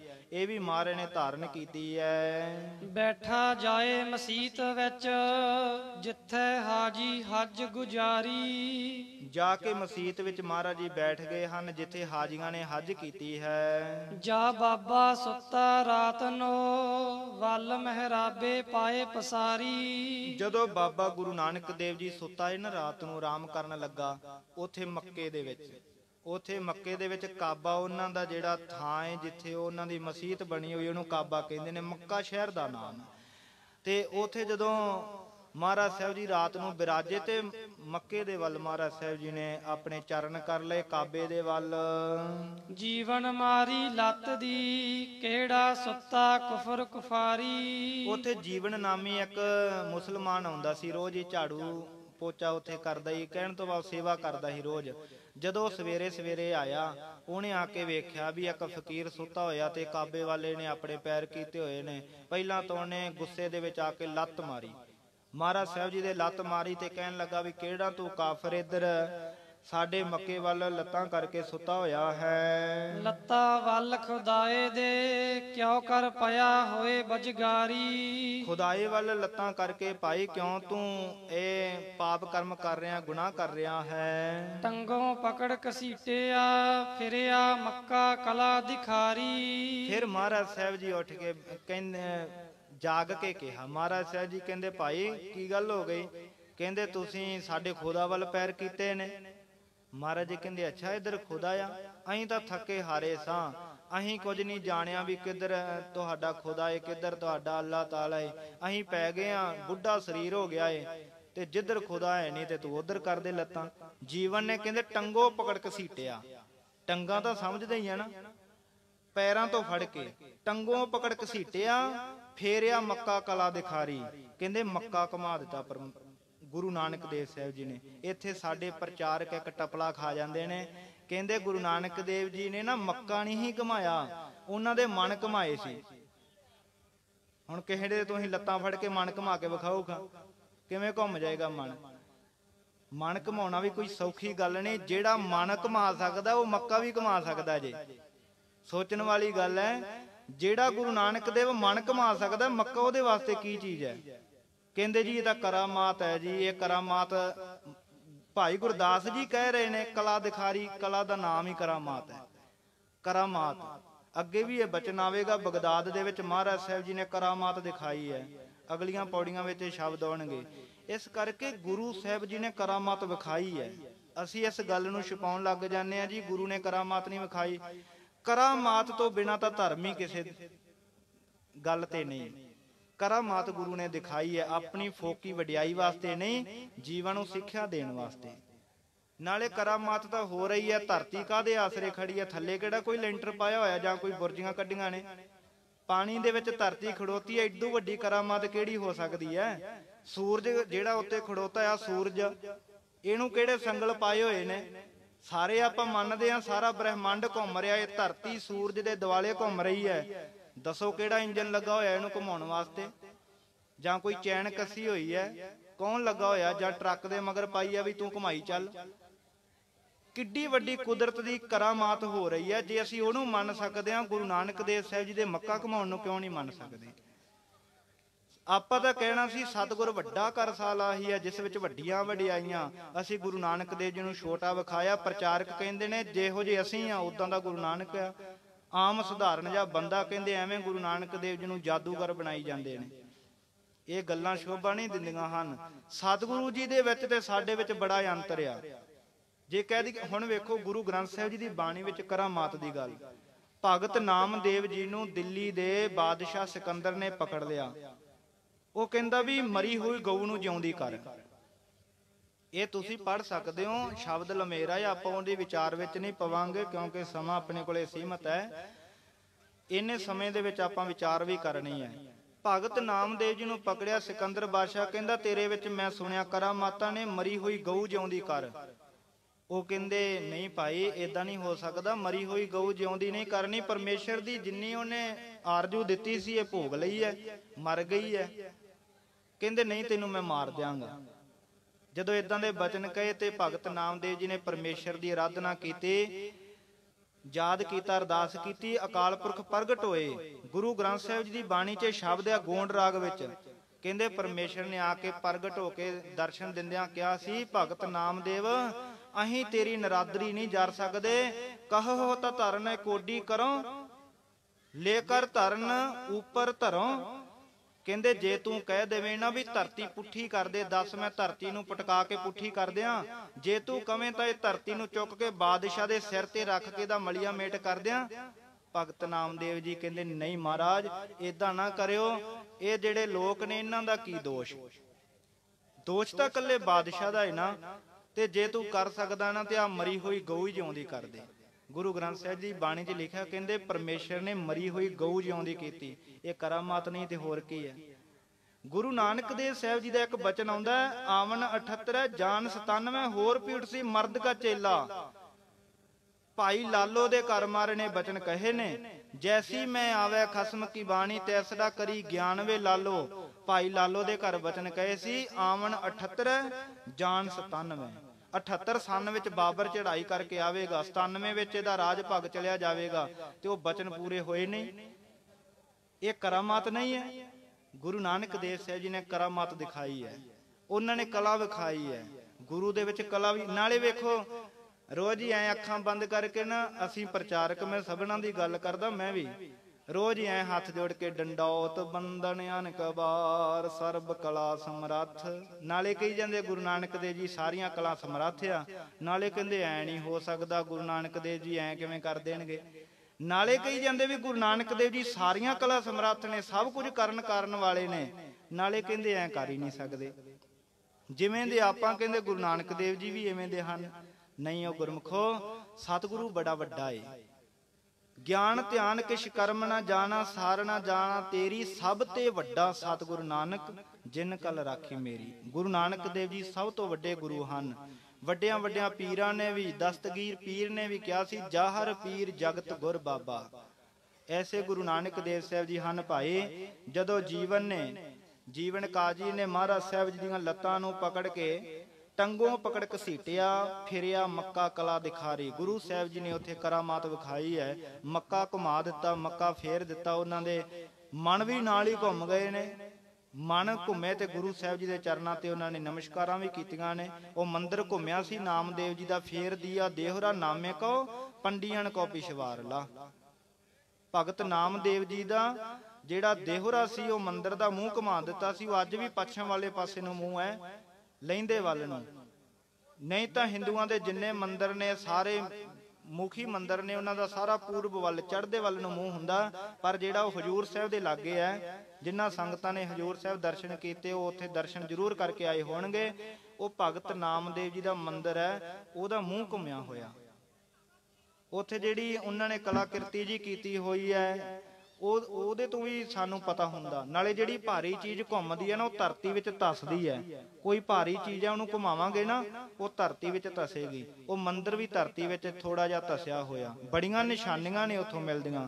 ਉਹਦੇ ਬਾਰੇ ਵੀ ਕਹਿ ਦਿੱਤਾ, ਕਹਿੰਦੇ ਜੀ ਪੰਡਤਾਂ ਦੇ ਦਿਮਾਗ ਹਿਲਾਏ ਸੀ, ਦਿਮਾਗ ਘੁਮਾਏ ਸੀ, ਮਨ ਫਿਰਿਆ ਸੀ। ਕਿਹੋ ਜਿਹੀਆਂ ਗੱਲਾਂ ਅਸੀਂ ਪ੍ਰਚਾਰਕ ਲੋਕ ਕਰਦੇ ਹਾਂ, ਇਹ ਸੋਭਾ ਨਹੀਂ ਦਿੰਦੀਆਂ ਹਨ। ਗੁਰੂ ਗ੍ਰੰਥ ਸਾਹਿਬ ਜੀ ਦੀ ਬਾਣੀ ਨੂੰ ਕਿਵੇਂ ਝੂਠਾ ਕਰ ਦਿਓਗੇ? ਭਗਤ ਭਾਈ ਗੁਰਦਾਸ ਜੀ ਦੀਆਂ ਵਾਰਾਂ ਨੂੰ ਕਿਵੇਂ ਝੂਠਾ ਕਰ ਦਿਓਗੇ? ਇੱਕ ਪ੍ਰਚਾਰਕ ਸੁਣਿਆ, ਉਹ ਕਹਿੰਦੇ ਭਾਈ ਗੁਰਦਾਸ ਜੀ ਦੀਆਂ ਵਾਰਾਂ ਵਿੱਚ ਵੀ ਬਹੁਤ ਕੁਝ ਝੂਠ ਲਿਖਿਆ।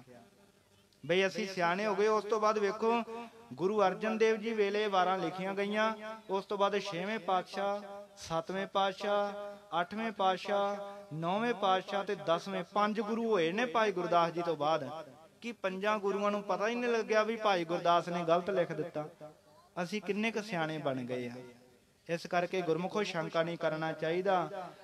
ਗੁਰੂ ਨਾਨਕ ਦੇਵ ਸਾਹਿਬ ਜੀ ਨੇ ਮੱਕੇ ਨੂੰ ਘੁਮਾਇਆ ਹੈ, ਕਲਾ ਵਿਖਾਈ ਹੈ। ਹੋਏ ਹੈਰਾਨ ਕਰੇਨ ਜੁਹਾਰੀ। ਸਾਰੀ ਹੈਰਾਨ ਹੋ ਕੇ ਕਹਿੰਦੇ ਜੁਹਾਰੀ ਨਮਸਕਾਰ ਕਰਦੇ ਨੇ ਗੁਰੂ ਨਾਨਕ ਦੇਵ ਜੀ ਦੇ ਚਰਨਾਂ ਤੇ। ਪੁੱਛਣ ਗੱਲ ਈਮਾਨ ਦੀ, ਕਾਜੀ ਮੁੱਲਾ ਇਕੱਠੇ ਹੋਈ। ਤੇ ਫਿਰ ਉਹਨਾਂ ਨੇ ਕਾਜ਼ੀਆਂ ਨੇ ਸ਼ਬਦ ਦੀ ਚਰਚਾ ਕੀਤੀ ਮਹਾਰਾਜ ਦੇ ਨਾਲ। ਹੁਣ ਬੈਠ ਗਏ ਨੇ ਸਾਰੇ। ਗੁਰੂ ਸਾਹਿਬ ਜੀ ਦੇ ਕੌਤਕ ਵੇਖ ਕੇ ਗੁਰੂ ਨਾਨਕ ਦੇਵ ਜੀ ਨੂੰ ਪੁੱਛਣ ਲੱਗੇ ਈਮਾਨ ਦੀ, ਧਰਮ ਦੀ ਗੱਲ। ਕਹਿੰਦੇ ਜੀ ਸਾਨੂੰ ਹੁਣ ਮਜ਼ਹਬ ਦੀ ਗੱਲ ਦੱਸਣਾ ਕਰੋ। ਕਾਜੀ ਮੁੱਲਾ ਸਾਰੇ ਇਕੱਠੇ ਹੋ ਕੇ ਬੈਠੇ ਹਨ। ਵੱਡਾ ਸਾਂਗ ਵਰਤਾਇਆ, ਲਖ ਨਾ ਸਕੈ ਕੁਦਰਤ ਕੋਈ। ਕਹਿੰਦੇ ਵੱਡਾ ਸਾਂਗ ਵਰਤਾਇਆ, ਬਹੁਤ ਵੱਡਾ ਜਿਹੜਾ ਕੌਤਕ ਗੁਰੂ ਨਾਨਕ ਦੇਵ ਸਾਹਿਬ ਜੀ ਨੇ ਵਰਤਾਇਆ ਹੈ, ਜਾਣ ਨਹੀਂ ਸਕੇ। ਇੰਨੀ ਵੱਡੀ ਸ਼ਕਤੀ ਗੁਰੂ ਨਾਨਕ ਦੇਵ ਜੀ ਦੀ ਹੈ, ਉਹ ਕਾਜੀ ਮੁਲਾਣੇ ਵੀ ਨਹੀਂ ਜਾਣ ਸਕੇ ਵੀ ਇੰਨੀ ਅਜ਼ਮਤ ਵਾਲੇ ਗੁਰੂ ਨਾਨਕ ਦੇਵ ਜੀ ਹਨ।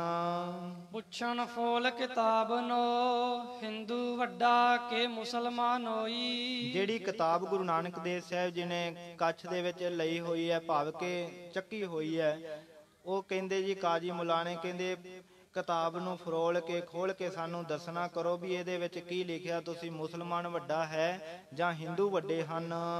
ਬਾਬਾ ਆਖੇ ਹਾਜੀਆ ਸੁਭ ਅਮਲਾ ਬੱਜ ਹੋ ਦੋਨੋਂ ਰੋਈ। ਗੁਰੂ ਬਾਬੇ ਨਾਨਕ ਜੀ ਨੇ ਬਚਨ ਕੀਤਾ ਕਿ ਭਾਈ ਜੇ ਸ਼ੁਭ ਅਮਲ ਨਹੀਂ ਹਨ, ਸ਼ੁਭ ਅਮਲਾਂ ਤੋਂ ਚੰਗੇ ਕੰਮਾਂ ਤੋਂ ਬਿਨਾਂ ਦੋਵੇਂ ਹੀ ਰੋਂਦੇ ਨੇ, ਭਾਵੇਂ ਉਹ ਮੁਸਲਮਾਨ ਹਨ ਭਾਵੇਂ ਹਿੰਦੂ ਹਨ।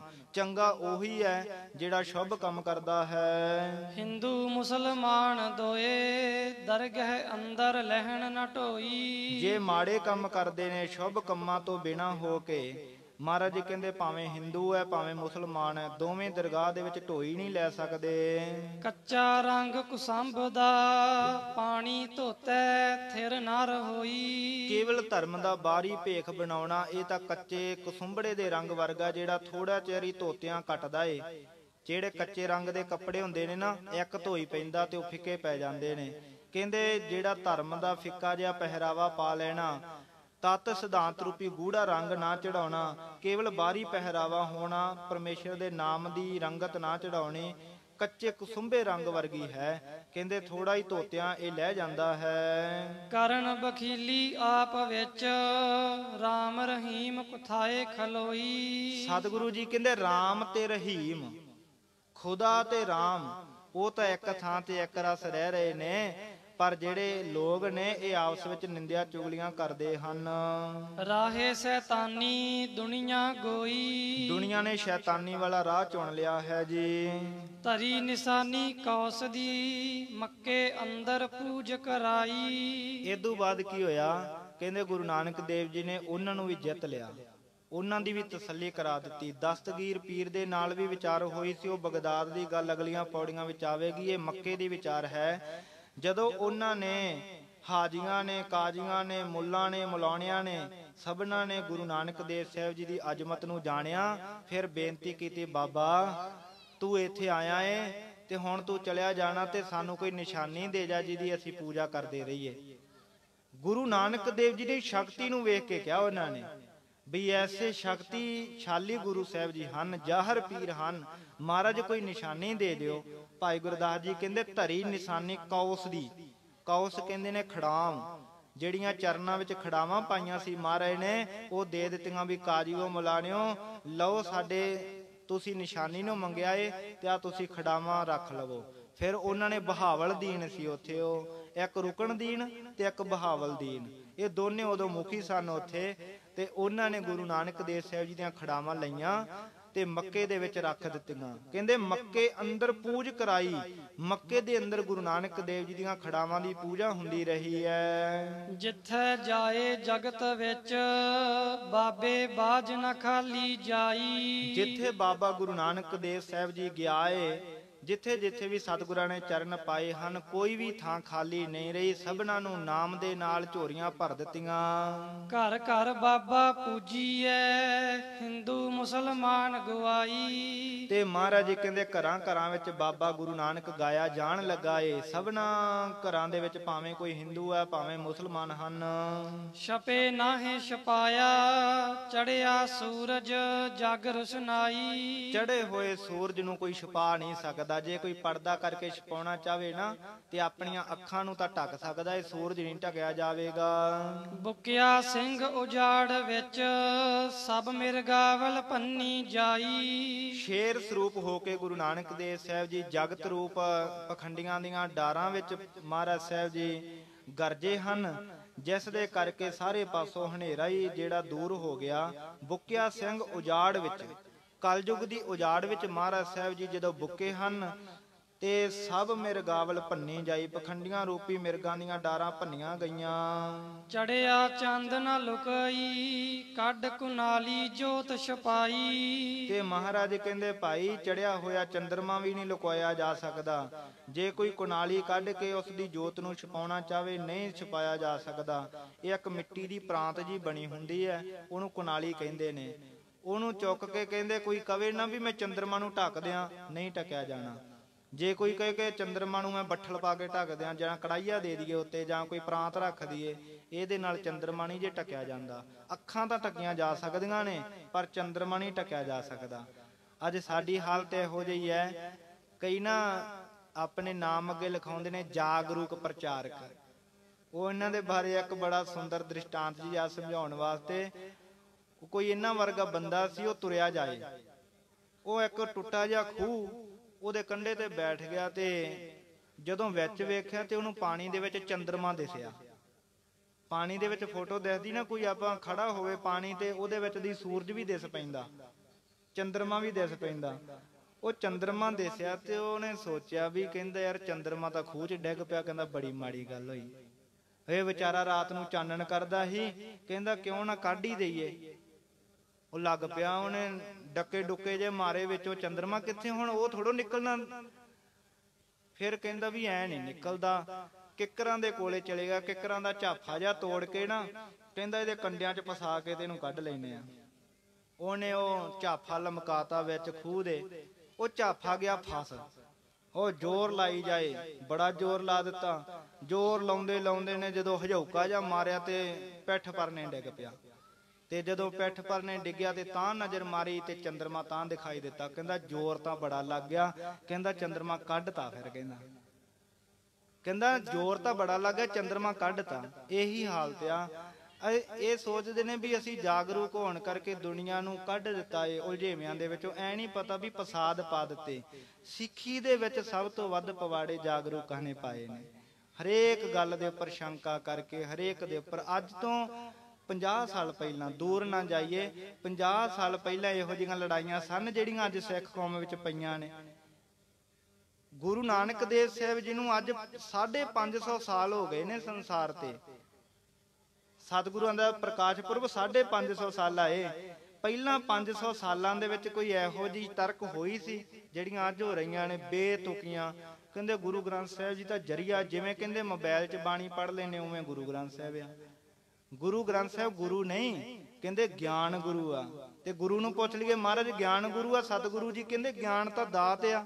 ਕੁੰਭੇ ਬੱਧਾ ਜਲ ਰਹਿ, ਜਲ ਬਿਨ ਕੁੰਭ ਨਾ ਹੋਏ। ਗਿਆਨ ਕਾ ਬੱਧਾ ਮਨ ਰਹਿ, ਗੁਰ ਬਿਨ ਗਿਆਨ ਨਾ ਹੋਏ। ਗੁਰੂ ਤੋਂ ਬਿਨਾ ਗਿਆਨ ਨਹੀਂ ਹੁੰਦਾ। ਗਿਆਨ ਗੁਰੂ ਦੀ ਦਾਤ ਆ, ਗੁਰੂ ਤੋਂ ਲਈ ਜਾਂਦੀ ਹੈ। ਗਿਆਨ ਗੁਰੂ ਨਹੀਂ ਹੈ, ਸ਼ਬਦ ਗੁਰੂ ਹੈ। ਸ਼ਬਦ ਦੇ ਵਿੱਚੋਂ ਗਿਆਨ ਪ੍ਰਗਟ ਹੁੰਦਾ ਹੈ। ਇੰਨਾ ਕੁ ਤਾਂ ਹੋਣਾ ਚਾਹੀਦਾ ਨਾ, ਆਪਾਂ ਨੂੰ ਸਮਝ ਹੋਣੀ ਚਾਹੀਦੀ ਹੈ ਵੀ ਅਸੀਂ ਕਿੱਥੇ ਤੁਰੇ ਫਿਰਨੇ ਆ। ਇਸ ਕਰਕੇ ਗੁਰਮੁਖੋ, ਗੁਰੂ ਨਾਨਕ ਦੇਵ ਸਾਹਿਬ ਮਹਾਰਾਜ ਜੀ ਦੀ ਅਜਪਤ ਨੂੰ ਜਾਣ ਕੇ ਤੇ ਉਹਨਾਂ ਨੇ ਗੁਰੂ ਸਾਹਿਬ ਜੀ ਦੇ ਚਰਨਾਂ ਦੀਆਂ ਖੜਾਵਾਂ ਰੱਖੀਆਂ। ਘਰ ਘਰ ਦੇ ਵਿੱਚ ਬਾਬਾ ਪੂਜਿਆ ਜਾਣ ਲੱਗਾ। ਐਸਾ ਤੇਜ ਪ੍ਰਤਾਪ ਗੁਰੂ ਨਾਨਕ ਦੇਵ ਸਾਹਿਬ ਜੀ ਦਾ, ਉਹਨੂੰ ਛੁਪਾਇਆ ਨਹੀਂ ਜਾ ਸਕਦਾ, ਪ੍ਰਗਟ ਹੋਏਗਾ। ਕੋਈ ਨਹੀਂ ਛੁਪਾ ਸਕਦਾ। ਜਿਵੇਂ ਚੰਦਰਮਾ ਨੂੰ ਕੋਈ ਪ੍ਰਾਂਤ ਪਾ ਕੇ ਨਹੀਂ ਢੱਕ ਸਕਦਾ, ਸੂਰਜ ਨੂੰ ਕੋਈ ਬੱਠਲ ਪਾ ਕੇ ਨਹੀਂ ਢੱਕ ਸਕਦਾ। ਆਪਣੇ ਆਪ ਨੂੰ ਤਾਂ ਢੱਕਿਆ ਜਾ ਸਕਦਾ, ਸੂਰਜ ਦੀ ਰੋਸ਼ਨੀ ਨੂੰ ਕੋਈ ਢੱਕ ਨਹੀਂ ਸਕਦਾ। ਉਗਵਨਹੁ ਤੇ ਆਥਵਨਹੁ, ਨੌ ਖੰਡ ਪ੍ਰਿਥਵੀ ਸਭ ਝੁਕਾਈ। ਉਗਵਨਹੁ ਤੇ ਆਥਵਨਹੁ, ਚੜ੍ਹਦੇ ਤੋਂ ਛਿਪਦੇ ਤੱਕ, ਚੜ੍ਹਦੇ ਤੋਂ ਛਿਪਦੇ ਤੱਕ। ਮਹਾਰਾਜ ਕਹਿੰਦੇ ਜਿੰਨੀ ਵੀ ਲੁਕਾਈ, ਜਿੰਨੀ ਧਰਤੀ ਹੈ, ਸਾਰੀ ਗੁਰੂ ਨਾਨਕ ਦੇਵ ਜੀ ਨੇ ਆਪਣੇ ਚਰਨਾਂ ਤੇ ਝੁਕਾ ਲਈ ਹੈ। ਸਾਰਿਆਂ ਨੂੰ ਪਰਮੇਸ਼ਰ ਦੇ ਨਾਮ ਨਾਲ ਜੋੜ ਦਿੱਤਾ। ਜਗ ਅੰਦਰ ਕੁਦਰਤ ਵਰਤਾਈ, ਸਾਰੇ ਜਗਤ ਦੇ ਅੰਦਰ ਕੁਦਰਤ ਵਰਤਾ ਦਿੱਤੀ, ਸ਼ਕਤੀ ਵਰਤਾ ਦਿੱਤੀ ਹੈ। ਫਿਰ ਬਾਬਾ ਗਿਆ ਬਗਦਾਦ ਨੂੰ, ਬਾਹਰ ਜਾਏ ਕੀਆ ਅਸਥਾਨਾ। ਹੁਣ ਥੋੜੇ ਸਮੇਂ ਅੰਦਰ ਹੀ ਆਪਾਂ ਨੇ ਸਮਾਪਤੀ ਕਰ ਦੇਣੀ ਆ। ਸਮਾਂ ਵਧੇਰੇ ਹੋ ਚੁੱਕਾ, ਇੰਨਾ ਸਮਾਂ ਬੈਠਣਾ ਵੀ ਬੜਾ ਮੁਸ਼ਕਲ ਆ।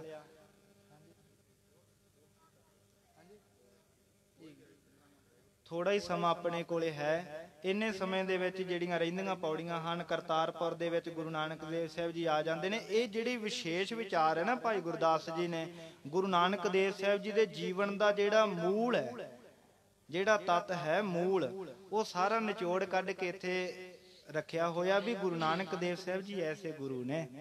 ਇਤਿਹਾਸ ਤਾਂ ਬੜਾ ਵੱਡਾ ਹੈ ਗੁਰੂ ਨਾਨਕ ਦੇਵ ਸਾਹਿਬ ਜੀ ਦਾ, ਕਿਹਾ ਹੀ ਨਹੀਂ ਜਾ ਸਕਦਾ। ਬੇਸ਼ੁਮਾਰ ਬੇਅੰਤ ਸੁਆਮੀ ਤੇਰੋ ਅੰਤ ਨਾ ਕਿਨਹੀ ਲਈ ਹੈ। ਬੇਸ਼ੁਮਾਰ ਇਤਿਹਾਸ ਹੈ ਗੁਰੂ ਨਾਨਕ ਦੇਵ ਜੀ ਦਾ।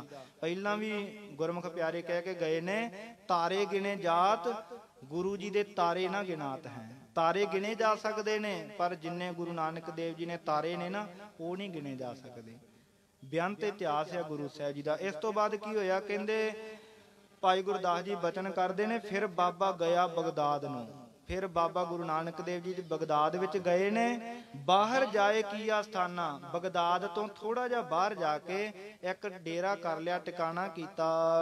ਇੱਕ ਬਾਬਾ ਅਕਾਲ ਰੂਪ, ਦੂਜਾ ਰਬਾਬੀ ਮਰਦਾਨਾ।